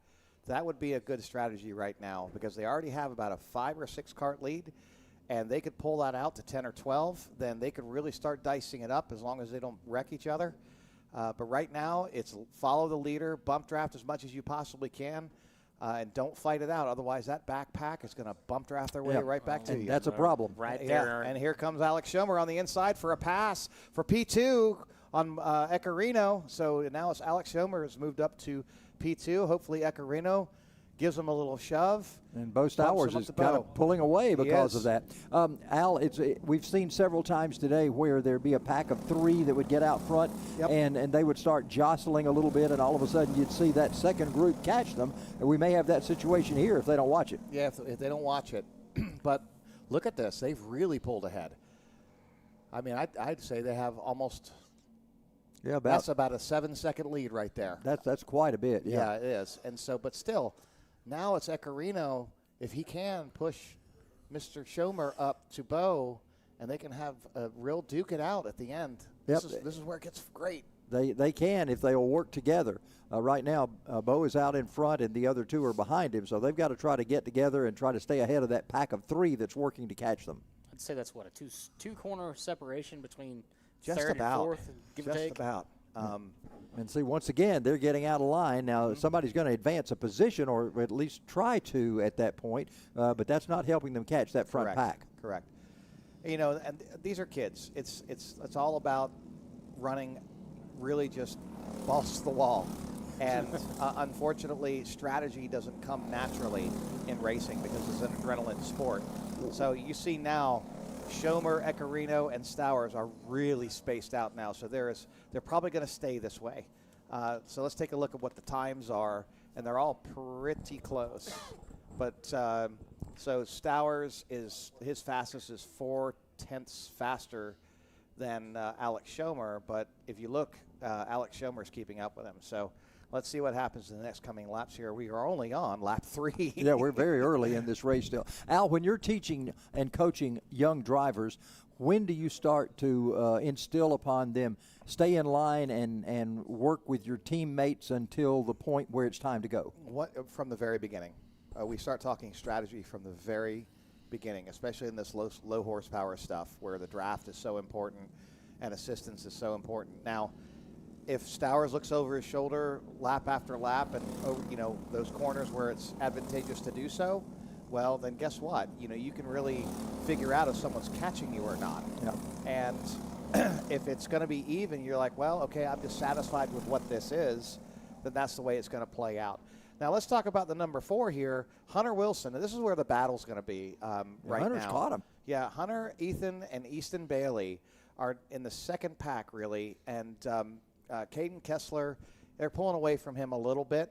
But now it's a 3 and 3. So let's see if the 3 of these guys strategize and work together over now the next 6 laps, because we're on lap number 4. And let's see what happens here if they can strategize and work together. But you see it again, they're all going for passes. Like, man. Yeah, coming down that long straightaway, it's so tempting to go out and try to pass someone. You don't really want to think you're working in a pack rather than individually. Yeah, and because you always think you're losing something, but if you can realize that you are gaining as you bump draft with that partner. Now, all three of these guys here are on the same team. They're with Aiken Racing, even though Hunter is on a borrowed cart right now and doesn't have the Aiken Racing livery on it. Hunter is doing quite well here. Hunter's really grown over the past couple of years. He's had some good results at Daytona. He's had some good results in other races, and now he's consistently in the top 5. Now, Hunter's in the green cart, correct? No, Hunter is right here in the kind of funky colored helmet right at the front. It's red and black. Oh, okay, in the front of this pack. The green cart is actually, it looks like Caden Kessler. Okay, got you. So Hunter is leading the second pack, but that first pack is really pulling away. And it looks like Bo Stowers is really pulling away from, we're talking half a second now faster. Bo Stowers over Alex Schomer. Yeah. Alex Schomer and Michael Ecarino is now catching him. We're actually just shy of 2 seconds out. And This is what it's showing right now. Ethan just passed Hunter right before the line there, so we've got Ethan Walls that moved up into 4th, so he's leading that second pack now. Yep, and actually Hunter is now in 6th. Wow. Yep, so that's 2 guys working together to just walk by him.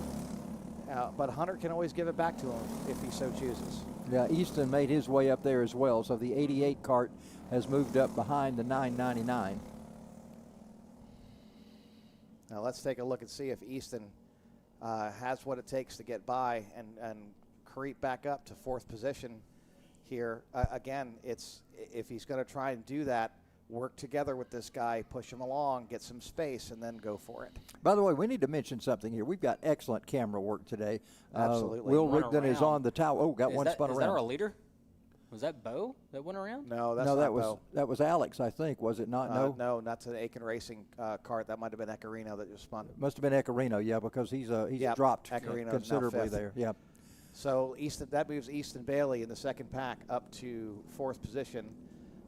Alex and Bo are probably out there by themselves. I can't quite see that right now, but we'll figure that out in just a moment. Oh, and I was in the midst of giving kudos to our camera crew. Right. Ethan Denny's out on what we call the cowboy cam. He's out in the middle of the track getting good shots there. And, of course, Jeff Farver is on drone today and showing us some excellent shots from there as well. So thanks to those camera crews that are oh, look at this. Boy, Michael he said it. Ecarino just blasting by Wow. these guys. I mean, really blasting by these guys. Just jams it in there. Oh, wow, what a move. Yeah, that really was. I'm surprised that stuck and he made it through. Wow. that right was there with you. Yeah, I think Hunter saw him at the last second there and said, "Oh, wait a minute, there you are." That's called the dive bomb. I would say, certainly. There's Bo Stowers crossing the line. That's Alex Schomer. Alex Schomer right there that just went across. Bo Stowers, yeah, look at that. He's running a full second faster than Alex Schomer right now, but Alex Schomer has a commanding second right now. Ethan Walls is 3rd, Ecarino is 4th, Hunter Wilson is 5th, and Easton Bailey is 6th. So that's that top 6 group of drivers. We've got 3 on that front breakaway, which is now only 2 because of the problems that Ecarino had, and then that group of 4 behind them. And here we go, another challenge here going down into turn number 9. It looks like Easton Bailey making the challenge. Oh, a little contact there going with Hunter. He gave him a little too hard of a bump draft there at the wrong place. Actually, that's Easton Bailey that Hunter just tapped, which And gave him a shove. Yeah, Easton behind him now as they work their way up through David's Bend. Al, why is it called David's Bend? Well, I've heard you mention that, and I've been talking about that, but I don't know the story behind it. So the story behind David's Bend is a long one. Let's put it this way. A guy who had no business being in a shifter ended up not lifting there in David's Bend, and this fence that's there you just had with the earth wall used to not be there. It was just a tire wall. And we were there when this happened. This was back when we had a double-wide trailer down at the bottom, and that was it. The cart went underneath that. The tires ripped him out of the cart. He got stuck under the tires. The throttle on the cart stuck, and it was a shifter, right? So I think he was in 4th gear, and it bounced off the track. It bounced over a set of tire walls. That's where we used to run the public karting out of with TS Racing. Shot across the parking lot, through the fence of the parking lot, and it was like, bing! and it disappeared into the woods. Oh, my They had word. to call a tow truck and take the service road down to go get it. Oh, golly.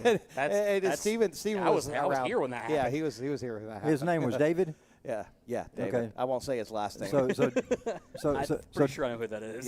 David's cart got bent. Oh, Here. and speaking of, right in that corner again. Oh, look David's at that. been David's two been. drivers involved. And that looks like it might have been Ecarino and Bailey. I don't know. Yeah, that looked like Bailey's helmet. Yeah, it sure did. Oh, man. Let's see if we can get a replay No, on Easton that. Bailey's now in third, so that so it wasn't wasn't Easton Bailey. Hunter Wilson in fourth. That was Ecarino, I think. Yep, Ecarino's just falling. Yep. So, that's too bad. So that ends the day for Michael Ecarino. But Bo Stowers has a commanding first here, is staying purple. Alex Schomer, I believe, has a commanding second. So now it's between for third and fourth. So really for third, it's Easton here and Hunter. Yeah. And they're going to be at it. I see the flashing lights on the track. I'm not sure if that's an indication of a full course yellow or not. Well, they haven't slowed them down yet. They got a local yellow in full course now. Local yellow, yeah. So what that means is you cannot pass. Right. And a lot of these drivers are all geeked out on adrenaline, and they don't remember that. So all of a sudden they stay racing, but you cannot pass. Just in that corner or throughout the next corner? If it's a local caution, it's in that corner. If it's a full course caution, then you cannot pass at all. So we're coming down to 2 laps to go right now. You saw those two. Look at this. Hunter is on Easton's tail. Hunter is trying to give it to Easton here. Look at this. He's up beside Easton. He had a cleaner line there going through turn 2. Tough place to pass. Easton's just going to slam the door on him, but Hunter's still in it. Now the next place to pass is down and going into turn number 9, correct? And Hunter could just break out here and do a late break. Hunter breaks out, but he doesn't quite have the horsepower, and he ducks back in. No, he's going to do a late break going in the turn. Is Easton going to do it over-under? No, Easton just yields the position very clean. Wow. Easton can take it back, though. We are 2 laps away. We are on lap 11 here, so we're actually coming up to the last lap. So all gloves are off. One more chance for him. There's another good spot to pass right here, but I don't think he's going to be able to take advantage of it. Let's see what he does in 16 and 17. Nope, he's going to follow him straight line through there. Easton is going to do a follow the leader, but the white flag is out, folks, and this is going to be a barn burner really for third place. Alex Schomer, solid second. Bo Stowers with a solid first. And let's see what happens here. Is Easton going to go for it? Easton is on Hunter's tail. And Easton could do the exact same thing here that Hunter just did to him, going down into turn 9. He could do a late brake maneuver, not really a dive bomb, but a late brake maneuver. And let's see what happens here. He's in the draft. Ooh. He breaks out. And here comes Easton Bailey. He's going to make a clean pass on Hunter Wilson. He slams the door on Hunter Wilson. Late braking, boom, he has it. Boy, he's got Easton Bailey. And there's no way Hunter can come back from that. He's too far ahead. They're working the final lap as they come up to the top of the hill. They work their way into turn number 12 and on into the final corners. Come on, Easton, don't look behind you. Look, race the race in front of you. See what he did. He looked behind him. He bobbled it. He's looking behind himself. And here comes Hunter Wilson. He's going to do an over-under. It's going to be a drag race to the finish here. It's going to be a drag race to the finish here. And who's going to get it? It's going to be Photo. Oh. Hunter. Oh, no, that was Easton Bailey. Got it. I mean, look at those times. That is so close. But Easton got it over Hunter. What an outstanding race. We need to mention also Bo Stowers won the race. We didn't even cover that. Hey, you know what? Bo Stowers clearly won the race. He had a commanding lead. The race actually was for third place. That's right. It was final absolutely podium position was separated, was it a tenth of a second? It was less than a tenth, and it was so close. Al, you couldn't even tell until the timing and scoring came up. We didn't know. Right, it was Easton Bailey. Here it is. Here's the replay. Slow-mo. Look at this. Look at Easton at the last minute. He gets a little more breath. Easton in the look at that. Cart. Look at that. Boom. Easton by inches. Yeah, by not even the nose. Maybe not even half the a nose there. Yeah. Inches. And I think. I don't know how timing and scoring came up with the difference in that, because it didn't look as much as what timing and scoring showed. That looked like it was that far off. I know. And it was really like that far off. Well, so with thousandth of a second possibly. TNS quite. Oh, look at that! There it is. Wow, they got wheel to wheel right into that barrier. So let's talk about this for a second. That's just a racing incident, right? They're just wheel to wheel. They're banging, bumping and banging on each other. And wow, let me tell you, that's a scary moment. I know all the parents are on pins and needles on that one, but the reality is, the violence of that crash was absorbed by these barriers. Yeah. That shows how safe this track is. This track is well designed. Again, Herman Tilke designed it, and they have done modification after modification over the years through experience, and it's the safest the track has ever been. And you just saw it right there. Those things completely absorbed the impact. You didn't see heads bobbing, you didn't see people flying out of the cart or anything like that because they didn't hit a solid wall. So, kudos to the safety marshals and the people who design and maintain the track. Let me tell you, that was great. You talk about Herman Tilke being the designer of this. Of course, he designed the main track here, Yep. and he's designed great tracks all over the world.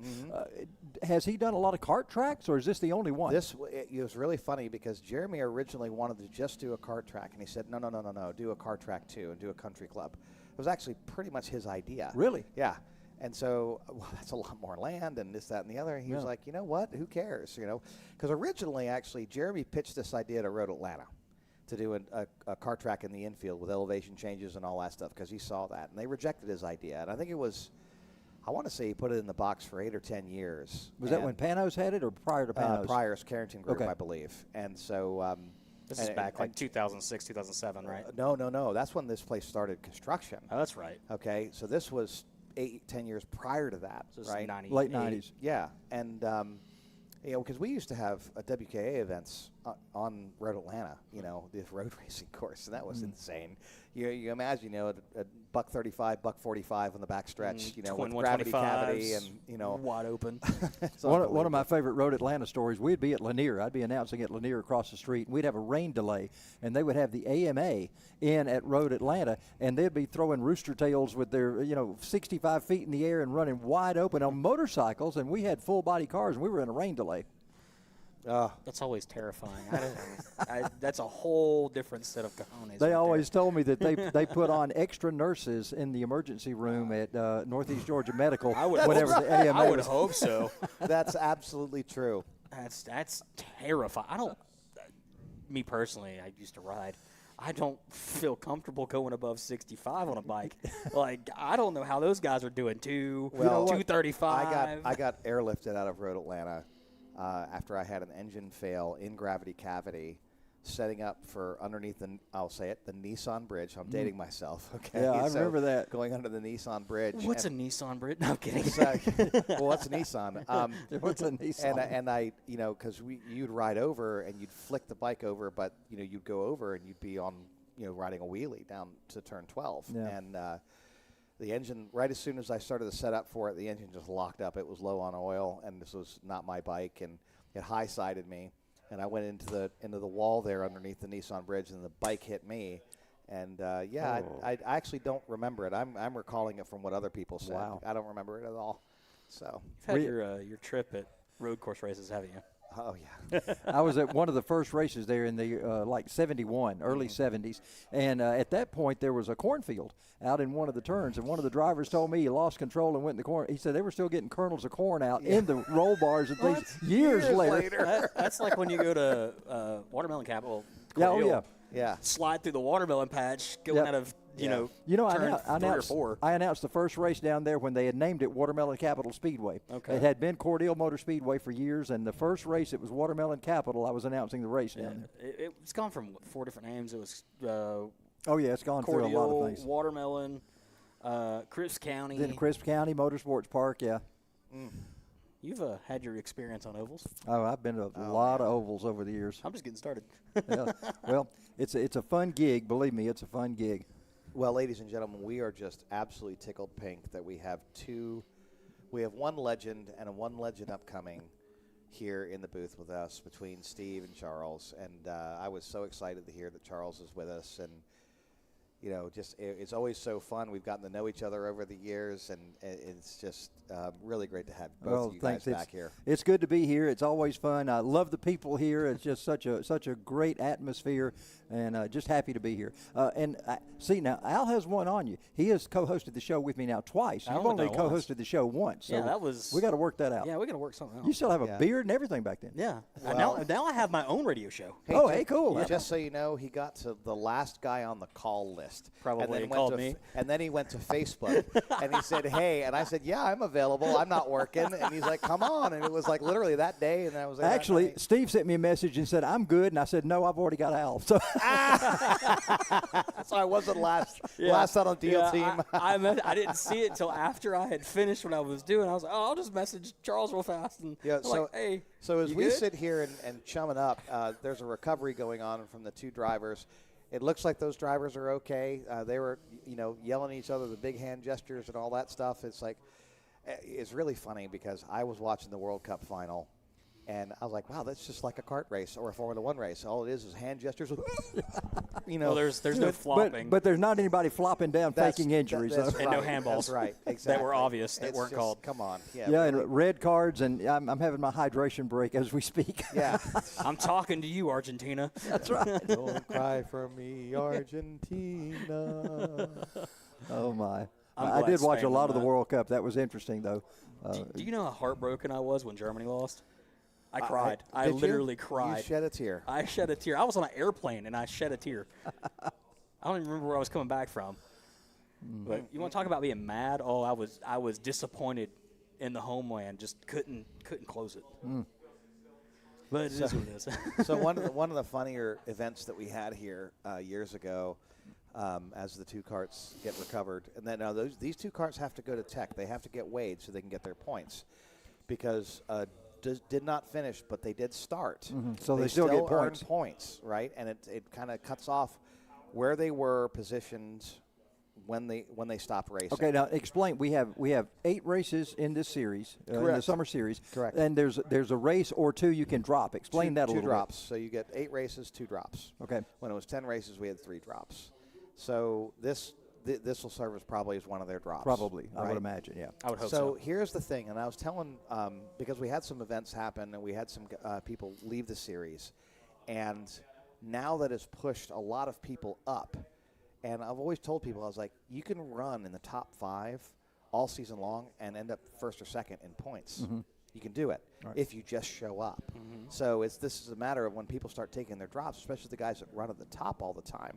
Right, the drops don't matter at that point, right? Yeah. Whereas it really matters to the people that run a little bit 3rd, 4th, 5th place, right? So they can actually sometimes, and it has happened, where we've had a 4th place average finisher end up first in the points, right? And that's when I was doing sponsorship packages for drivers, they would say, I finished 6th in points that year, and anybody that sounds good to a sponsor. But anybody that knows racing, 6, you might not have even shown up every race to go 6th in the points. That's right. I've seen some ARCA drivers that run 4 races, and then all of a sudden they're That's 5th right. in points. I know. I've seen that too. Oh, wow. Oh boy.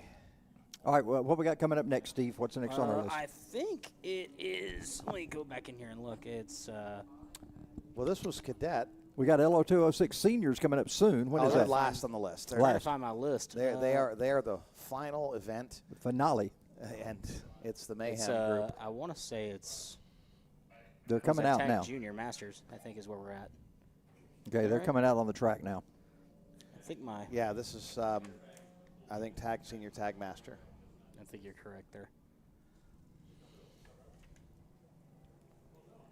Well, Steve, I announced for 30 years before I got an opportunity to go with NASCAR. I'm happy that you've got that opportunity now. Yeah, it's been an experience working with the NASCAR U Series, USAC Racing, kind of going all over the country, learning what I really love the aspect of youth motorsports and the way that we are helping these kids set up a future in motorsports. A lot of these kids that are in the NASCAR youth, the starting age there is 5 years old. Start them off in the red rookie divisions. Basically, it's an LO206. Right. And send them out there, and it's oval racing. And we'll see what they can do. Do they have late model bodies on the cars, like So junior late models, or what? They are set up like a sprint car. Oh, really? A Okay. non-wing sprint, so they're quarter midgets. Okay, so basically a quarter midget with the full roll bars Yes. above them and so Yes. forth. Yeah. With, I think engine packages differ between Hondas and Briggs engines. So that looks like Sam Machado. There we go, green. Oh, wow, we're going green already. Wow, That that was a weird start. interesting. You know, is what it is. Discombobulated start. It was a little bit, but hey, a Did they start's a just start. stack them funny or something? Well, have we got 2 divisions? I don't know. That's the thing. I mean, it looks like it. I think we've got 3 divisions. Well, if it's 3 divisions, then they probably were stacked up as they should So be. this is tag junior, senior, and master all together. Okay. And it looks like we only have 2 packs here. So I don't know if we had no juniors. I know we had masters because I saw Ian Drennan. So we have. Let's take a look here. Who we've got. So as we go through this list here, we have Sam Machado, Alexander Hamilton, Graham Eslick, Ian Drennan, and Lucas Donegan. So let me take a look as to who is who. There we go. Senior and master is all we got We have in here. And one junior. One junior. That's Graham. Yeah, Graham's That's right. back out again, so that's good. And Graham had that little hiccup there Yeah. in turn 4. Yep. What, 3 races ago now? So Good yeah, to we s- have good to see three Graham back out. here in Masters. That's Ian, Lucas, and Simon Carton. Simon did not start. In Tag Senior, we have Sam Machado, Alexander Hamilton, and Caden Butler, who did not start. Now, we saw Graham out there earlier, but he was in a different cart. I mean, this is a whole different division with Yes. different carts, correct? Yes.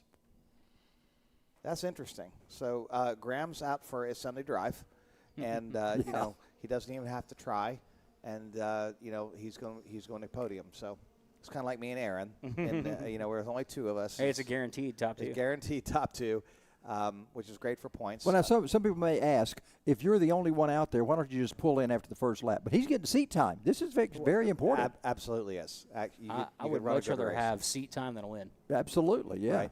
So if you just were to Well, I run don't one know lap about that. and pull in, you would get a DNF. You have to run so many laps. I can't remember exactly what the rules say. So it's best just to finish the race. Right, but you get that seat time, and that's Yeah. all important. 100%. I need to go back over the rule package before I believe that Sam Machado way out in front there with Alexander Hamilton. You know who's not here is the Prates brothers, right? Yep. So Leonardo. Leo and Matthias. And a lot of people are on vacation. Like Lincoln Massey's not here; he's on vacation, and so we're missing a lot of people. Even though we had 105 entries overall. Yeah, well, it's that time of year when you still got people right that- before school. And the 4th was odd this year. It came right on a weekend, so some people took the week before, some Yep. people took the week after, and Yep. if it took 2 weeks, here we are. That was Yep. the craziest week of my life. I bet so. The week of the 4th. NASCAR U Series was in Terre Haute, Indiana, Oh, the wow. weekend before, and then following Does was the track go around Indianapolis. the prison? No, but it's close to it.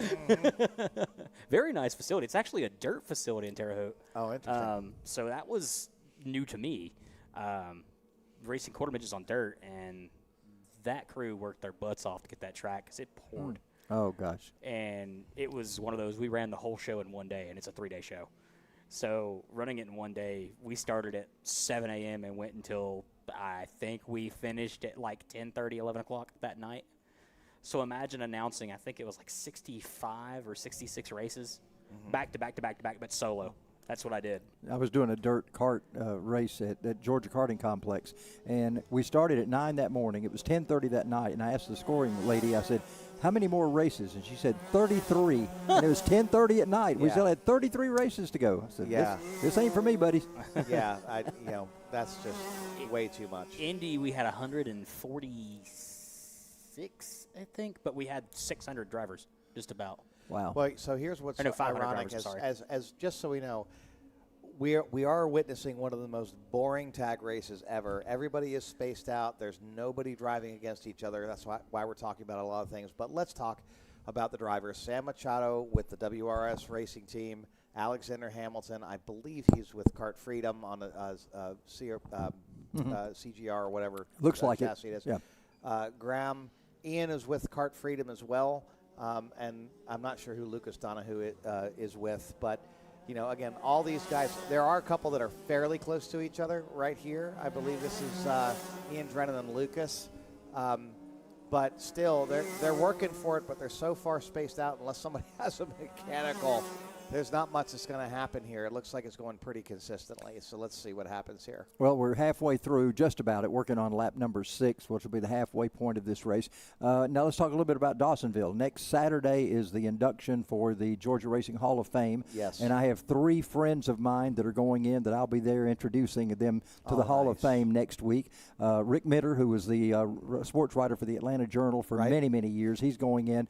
Gerald Voiles, a good friend of mine that has owned cars for Buck Simmons and C.L. Pritchett and Casey Elliott, and I mean, you name it, and he's had the stars of racing in his cars over the years.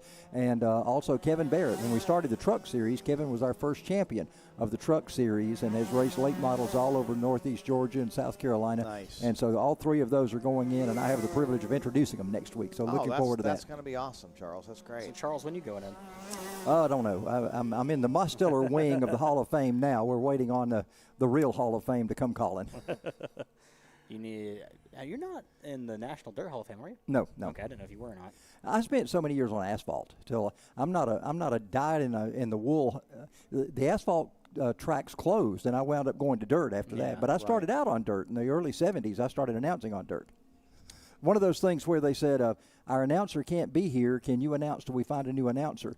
53 years later, I'm still doing it. That's kind of the situation I'm in. Right. Because I started here on road course racing and then went to dirt, and now I'm back to asphalt. Yep. And still with dirt. Oh, man. So, again, racing's racing. I have to say, again, we're watching probably one of the most boring tag races ever. And I'm sad about that, actually. Normally, it's wheel to wheel with the Prates and Ian and Jose Garcia and, people like that. Where's Jose today? Jose is actually on vacation in Puerto Rico. Oh, really? Yes. You mean Mr. Consistent that's went where and he's took a from. trip somewhere? Yeah, absolutely. Okay. I was going to say, there was a point in time where he was running up front and then back here, up front, back here, back and forth. Mm-hmm. Hop from a Spec Miata to LO206. That's right, yeah. Oh, gosh. And then run 3 or 4 divisions in one race day. Yeah. I used to joke that he lived here. I mean, I just thought he was here all the time. Does he have a condo? No, yet? he doesn't. Oh. He doesn't. And this whole thing kind of evolves. Actually, he was really good friends with the owner of Racers Retreat, and the name is slipping me right now. And they raced their Spec Miatas together, and he passed away, and his wife now runs Racers Retreat. And that kind of changed the dynamic because he would always stay at Racers Retreat and still does. When he comes up here and races, he typically stays up there because he lives in Decatur, Georgia, and so that's kind of a haul to come up. Yep. I mean, I live in Roswell, and I come up, I'm up at 3:30 in the morning, and I'm up here by 5. Up Highway 9. Yeah, absolutely. I live about 23 minutes that way. Don't even start. I used to live off of Franklin Gold Mine Road, and so it was an easy, 18-minute drive over here. I mean, my mom lives right here at the end of Juneau Nice. on a farm. So if I wanted to, I could just stay there for race days. I was thinking about highways today coming up through here. The number 9, that's why Bill Elliott chose the number 9, because they lived on Highway 9, and, of course, Moonshine Chase Highway. has followed along with that. I spent years at Lanier Raceway and Lanier National Speedway, which is on Highway 53, which is just right down here on 53. So spent a lot of years announcing on the side of Highway 53. Absolutely. So Sam Machado here is out for a Sunday drive.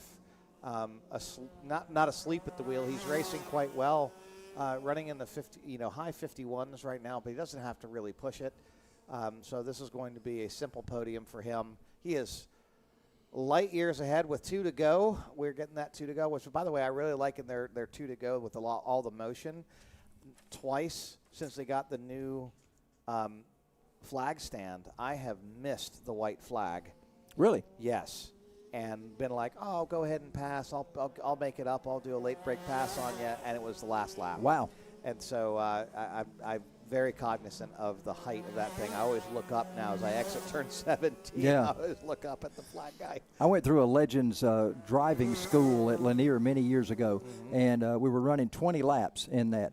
And I kept praying for a white flag. My gosh, I was worn slap out. Yes, yes. You're like, when is it? When is it? I don't know if we're ever going to do Legends here again. I really love Legends, the Bandoleros and Legends. They enjoy coming up here. They love coming up here. But one of the things, though, is that they don't run in the rain. Right. Right. It's just if it rains, it's over, and that's happened now twice. So we typically do that with a kart event as well, and we do have a kart event next week, unless and I don't think they're going to have it because we only have 12 entries. We need 25 to make it worthwhile for the staff here, and so it takes a lot. So let's give a shout out to the staff here at Atlanta Motorsports Park that put this on. All the guys that sit there in the blazing sun and the rain and get yelled at and have to make hard calls and things like that. Got to hand it to Eli and his crew. Let me tell you, they put on a great race. We've been really well on time today, and I can't say how proud I am of these guys. Yep. So. Eli's done a great job as our race director here, and he's got a good staff under him. Checkered flag is out. Sam Machado takes the win. I don't think that was ever in question much throughout this race. Not once. And it looks like Alexander Hamilton second, Graham Eslick, and Ian Drennan is going to be number 1 in Tag Master. Lucas Donahue, well, we don't know where Lucas Donahue is, but he is still out on the track. Yep, and he's they're awaiting his arrival. And a 1. And a 2. Now, speaking of that, there he goes. Do we have shifter carts today? No shifters? We do not. We didn't have enough entries to do a class. Okay. And so shifter, they always run their own class because they're so fast we can't mix them with anybody else. So if you only have 1 or 2, it's just not worth it. Yeah. So now we only had 2 masters in LO206, but we can always mix us with the legends. We only had 2 legends. We can always mix them with masters, and nobody cries about it unless I run up the field and start pushing somebody to the front. Which I might. You were close. You were close. I was. I might have done that for Chris Arencia. He and I were laughing because we ran together in Masters, and it started pouring down rain. It was a full-on rain race. We put rain tires on, and you've seen this. I'm really good in the rain, right? The last rain race that we had here that was like with pouring down rain, I ran away from everybody. I think it was like 37 seconds in front of everybody. And he and I are going, and we're going, and all of a sudden, here he goes by me, right? We're talking about a guy that was typically 45 pounds overweight. Okay, and I'll hand it to him. He's skinny mini now, right? He's lost a ton of weight, and that's why he's so competitive, because he was in the top 3 out there with Sebastian and Todd Barron. So, he blows by me, and I'm like, what's this Captain Slow going by me, right? He's always like 50 Captain pounds Slow. heavier than me. And all of a sudden, I go across the scales back when we had the scales underneath the awning here by the parts store, and they call out, 438. I weighed 438 pounds because I hadn't. My butt was covering the holes that I had drilled in the seat, and the seat was full of water, and I didn't have a rain suit on, and I had soaked up 50 pounds of water. My word! Wow. And so we always have a good laugh about that when we have an almost rain race. I was Golly. like, I got holes in the seat now, buddy. Yeah, I bet so. Yeah, that's unreal. 50 pounds. Yeah, 50 pounds of water. My word. And the cart was running terrible. 50. So here we are with our LO206 Seniors. These are seniors. This is the Mayhem race. Let's meet them. There we Steve go. Haynes in the 1. I think this is pronounced Khalil Mali, maybe? Khalil Mali. Khalil Mali, okay. In the number 3, Grady Hughes starting 3rd, Zoe Porter starting 4th, Luke Corman starting 5th, Caden Williams 6th, Luke Emmanuel 7th, Lucas DaCosta 8th, Maddox Fino in 9th, Olivia Parker 10th, Ashton Turner in 11th, Luke Yarborough in 12th, Weston Jones in 13th, Riley Stewart 14th, Zach Frank in 15th, Alexander Whidden in 16th, 17th, Brandon Mobes, 18th, Keelan Spears, 19th, Harrison Browning, 20th, Sam Edvrutsky, and in 21st, Jacob Spencer. 21 cars in this field, 12 laps. I'm ready for mayhem. It will be Absolutely. mayhem. 21 cars, my goodness. They're just about ready to fire off, and it's anybody's guess who's going to lead coming out of turn number 2. Well, they're going to get into the tran lines, slowing them down. That's slowing them down. Green like, flag is out. green. Guy stuck his hand up, and everyone kind of looked around. Let's see if we make it through turn 1 clean and down to turn 2. Well, so far so good. Let's see what happens in 2. Got a wide right into the wall. That is the 18 machine of Luke Emmanuel going into the wall. Oh, that's too bad. Pretty hard hit. Yep, it is. At the bottom of turn 2. Up front, though, We got a breakaway. That's an Aiken Racing driver now. That's a breakaway, but not for long. These guys are going to get together, and they're going to start bump drafting. It's like watching the Daytona 500. It really is. When it comes to kart racing. This is by far the most competitive class that we've had ever. LO206 Senior is always really close racing. Look at these guys, bumper to bumper. We have one person that's broken away, another pack that's broken away, but they're just yeah. But you saw that second pack though. Let's get in line and go, and they are. They are, and so this is going to be. You're going to see the accordion. And one hard into the wall in 15. Oh wow, hard into the wall there. Sam Vrusky going to be the leader at the start. Zach Frank, Weston Jones, Keelan Spears, Luke Corman, Zoe Porter, Maddox Fino, Luke DaCosta, Luke Yarborough, and Brandon Mobes, your top 10. Absolutely. Now, Luke DaCosta actually finished the race in first place, but he had a problem with the seal on his engine, and it was just the fact the seal was frayed a little bit. There is a specific rule in LO206 that the seal is not in good condition, that the engine is no longer available or eligible for competition. Oh, really? You should put a short block on it. His seal was it was not quite right. No real issue other than the fact the seal wasn't right. Wow. Right? And what that means is that in all fairness, you have to DQ him. So he actually finished first, but he got a position penalty. We allowed him to get another engine. You're talking about in pre-finals? In the pre-finals, yeah. Right. So, just when a seal fails, and seals do fail, it doesn't mean that there's a cheat going on. It just means that the seal failed. Do you have to send it back to a qualified engine builder No. to change that seal? No. The way the LO206 program is engineered, it's a $495 short block that you put on it, and that's the end of it. Sending it back to Briggs would cost twice as much. So you just scrap that engine? Yeah, basically. Wow. You put a short block on it, and that's the end of it. It's just like in an engine in cars. Short block is a short block. Right. So let's take a look at the three here. Zach Frank there, I believe, in third, or Kellen Spears. The eyes up guys. These guys are cruising. So they have broken away the top three here, and they are running quite well. So let's see how this plays out. I did want to mention that there was that thing because everyone was like, "Oh, Luke was actually first," but This is what it is. This is part of tech. It's just the way it goes. But it does not mean that anybody was doing anything wrong, other than the fact the seals, they vibrate. These things vibrate like crazy. They will vibrate your fillings out. Mm-hmm. The castings on the engine that the seals go through are quite sharp, and so eventually the wires just start to fray. And so, it is what it is. And Luke took it like a man. Let me tell you, it's always upsetting to have that kind of thing happen. It's always a surprise. But Luke and his team, he's with Todd Barron and those guys from North Carolina. Super, super happy. He took it like a man, shook our hands, and moved on. So good for him. Being younger than 18, I believe, Luke DaCosta is. He really showed some maturity there, so kudos to him. Well, he's made his way up to 6th right now. Sure has. He's a good driver. That's good to see that he's got a good recovery going. Mm-hmm. Vrosky out front, followed by Frank and Spears. That is your top three, and those three cars break away. I say cars, I meant to say karts. It's easy to do. My bad. Yeah. You should do the truck series. It's awfully hard to say trucks whenever you're saying. We have a dollar jar, and every time you said car or car links instead of trucks and truck links, you had to put a buck in it. I've done that before. It's not fun. Especially Zoe Porter has moved up to 4th. Wow, that's where she started in this race. That's where she started, but that's great.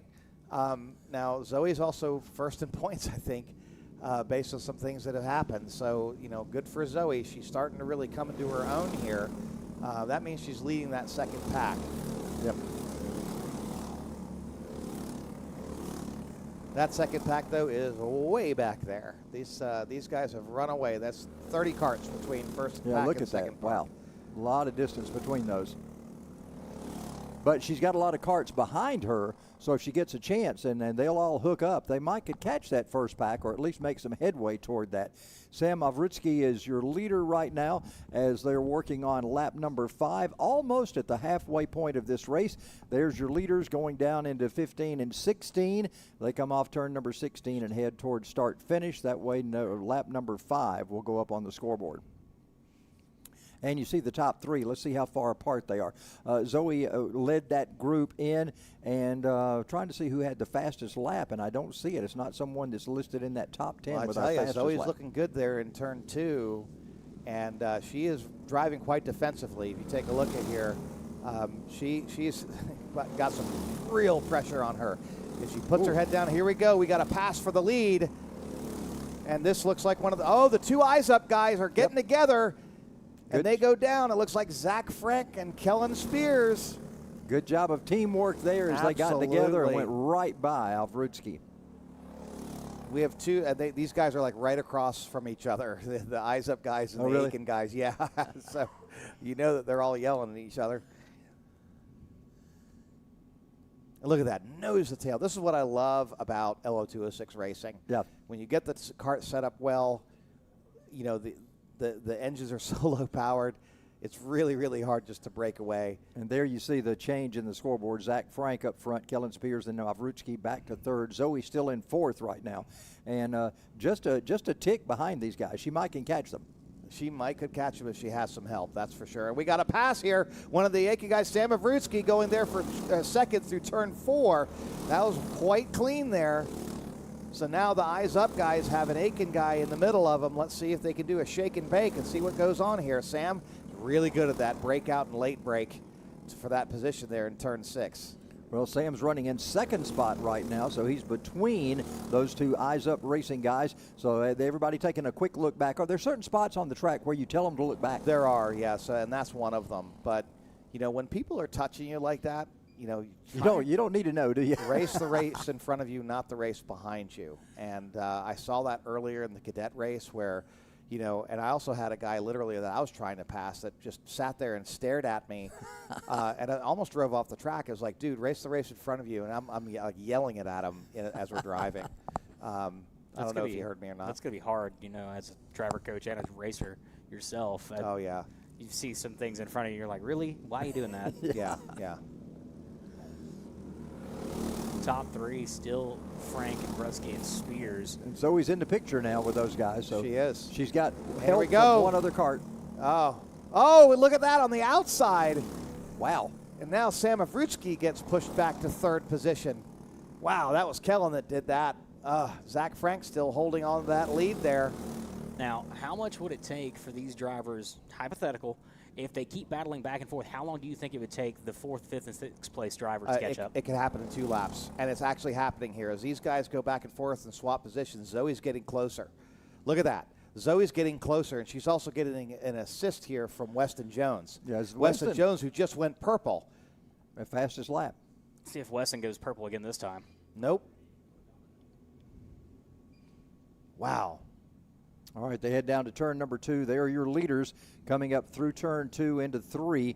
And Zoe Porter trying to grab that second pack and get them tightened up with the first pack. They're making headway. Look at that. They really are making headway here. As long as these guys keep on battling, every time you touch the steering wheel or do some sort of a defensive maneuver, it slows you down just that little bit.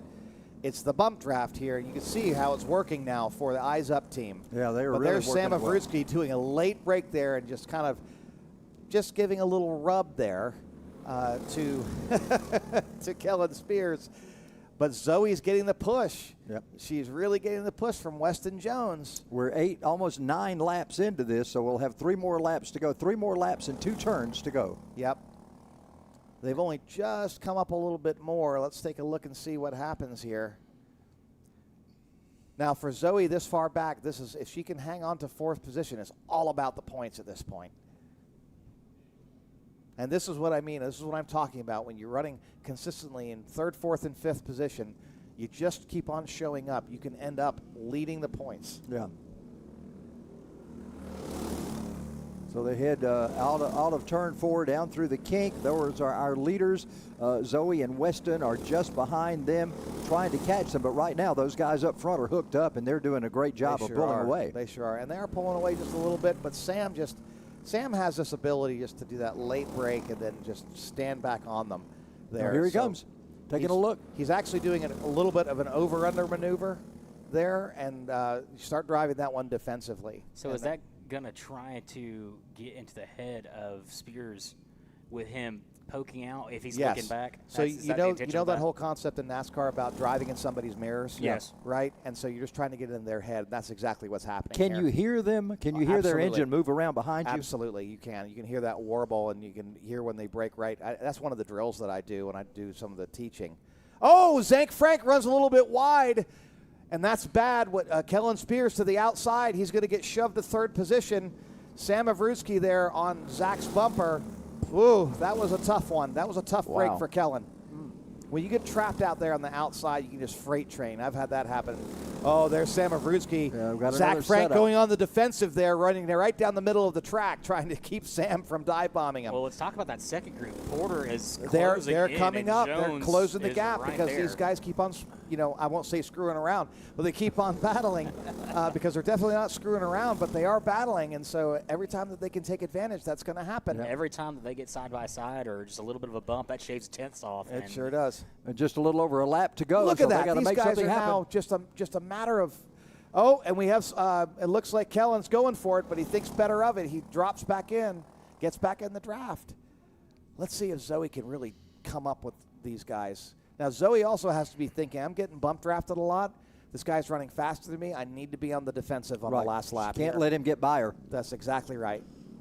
As they come to the vantage point here in the tower, it's Frank and Rusky Spears. You know, if I was Weston Jones, and I've never seen that name, but if I was Weston Jones and I was being really good, here we go, Sam Avrutsky going for the pass. He's going to think better of it, or he's going to do a late break maneuver on Zach Frank. Wow. And he sticks it. Now it looks at Weston trying to get by Zach Frank. They touch. Wow, that was quite the maneuver. And see what happened when they touch and all that momentum that they Look lost. how close they are now. But here they come. They're going to bump draft each other right back up to Sam Avrutsky. Are they going to go for an over-under? Is it going to be a drag race to the finish? Charles, This take it is home. Final laps coming in, final corners as they come through 15 and 16. Let's see what happens as they come down And to the Zoe's line. going for third. Look at that. Oh, man, they go out of the outside. It's the drag race. Oh, wow, what a finish. Zach Woo! Frank takes that was, the win. That was close. That Sam was Avrutsky, way too Kellen close. Spears, and Zoe Porter.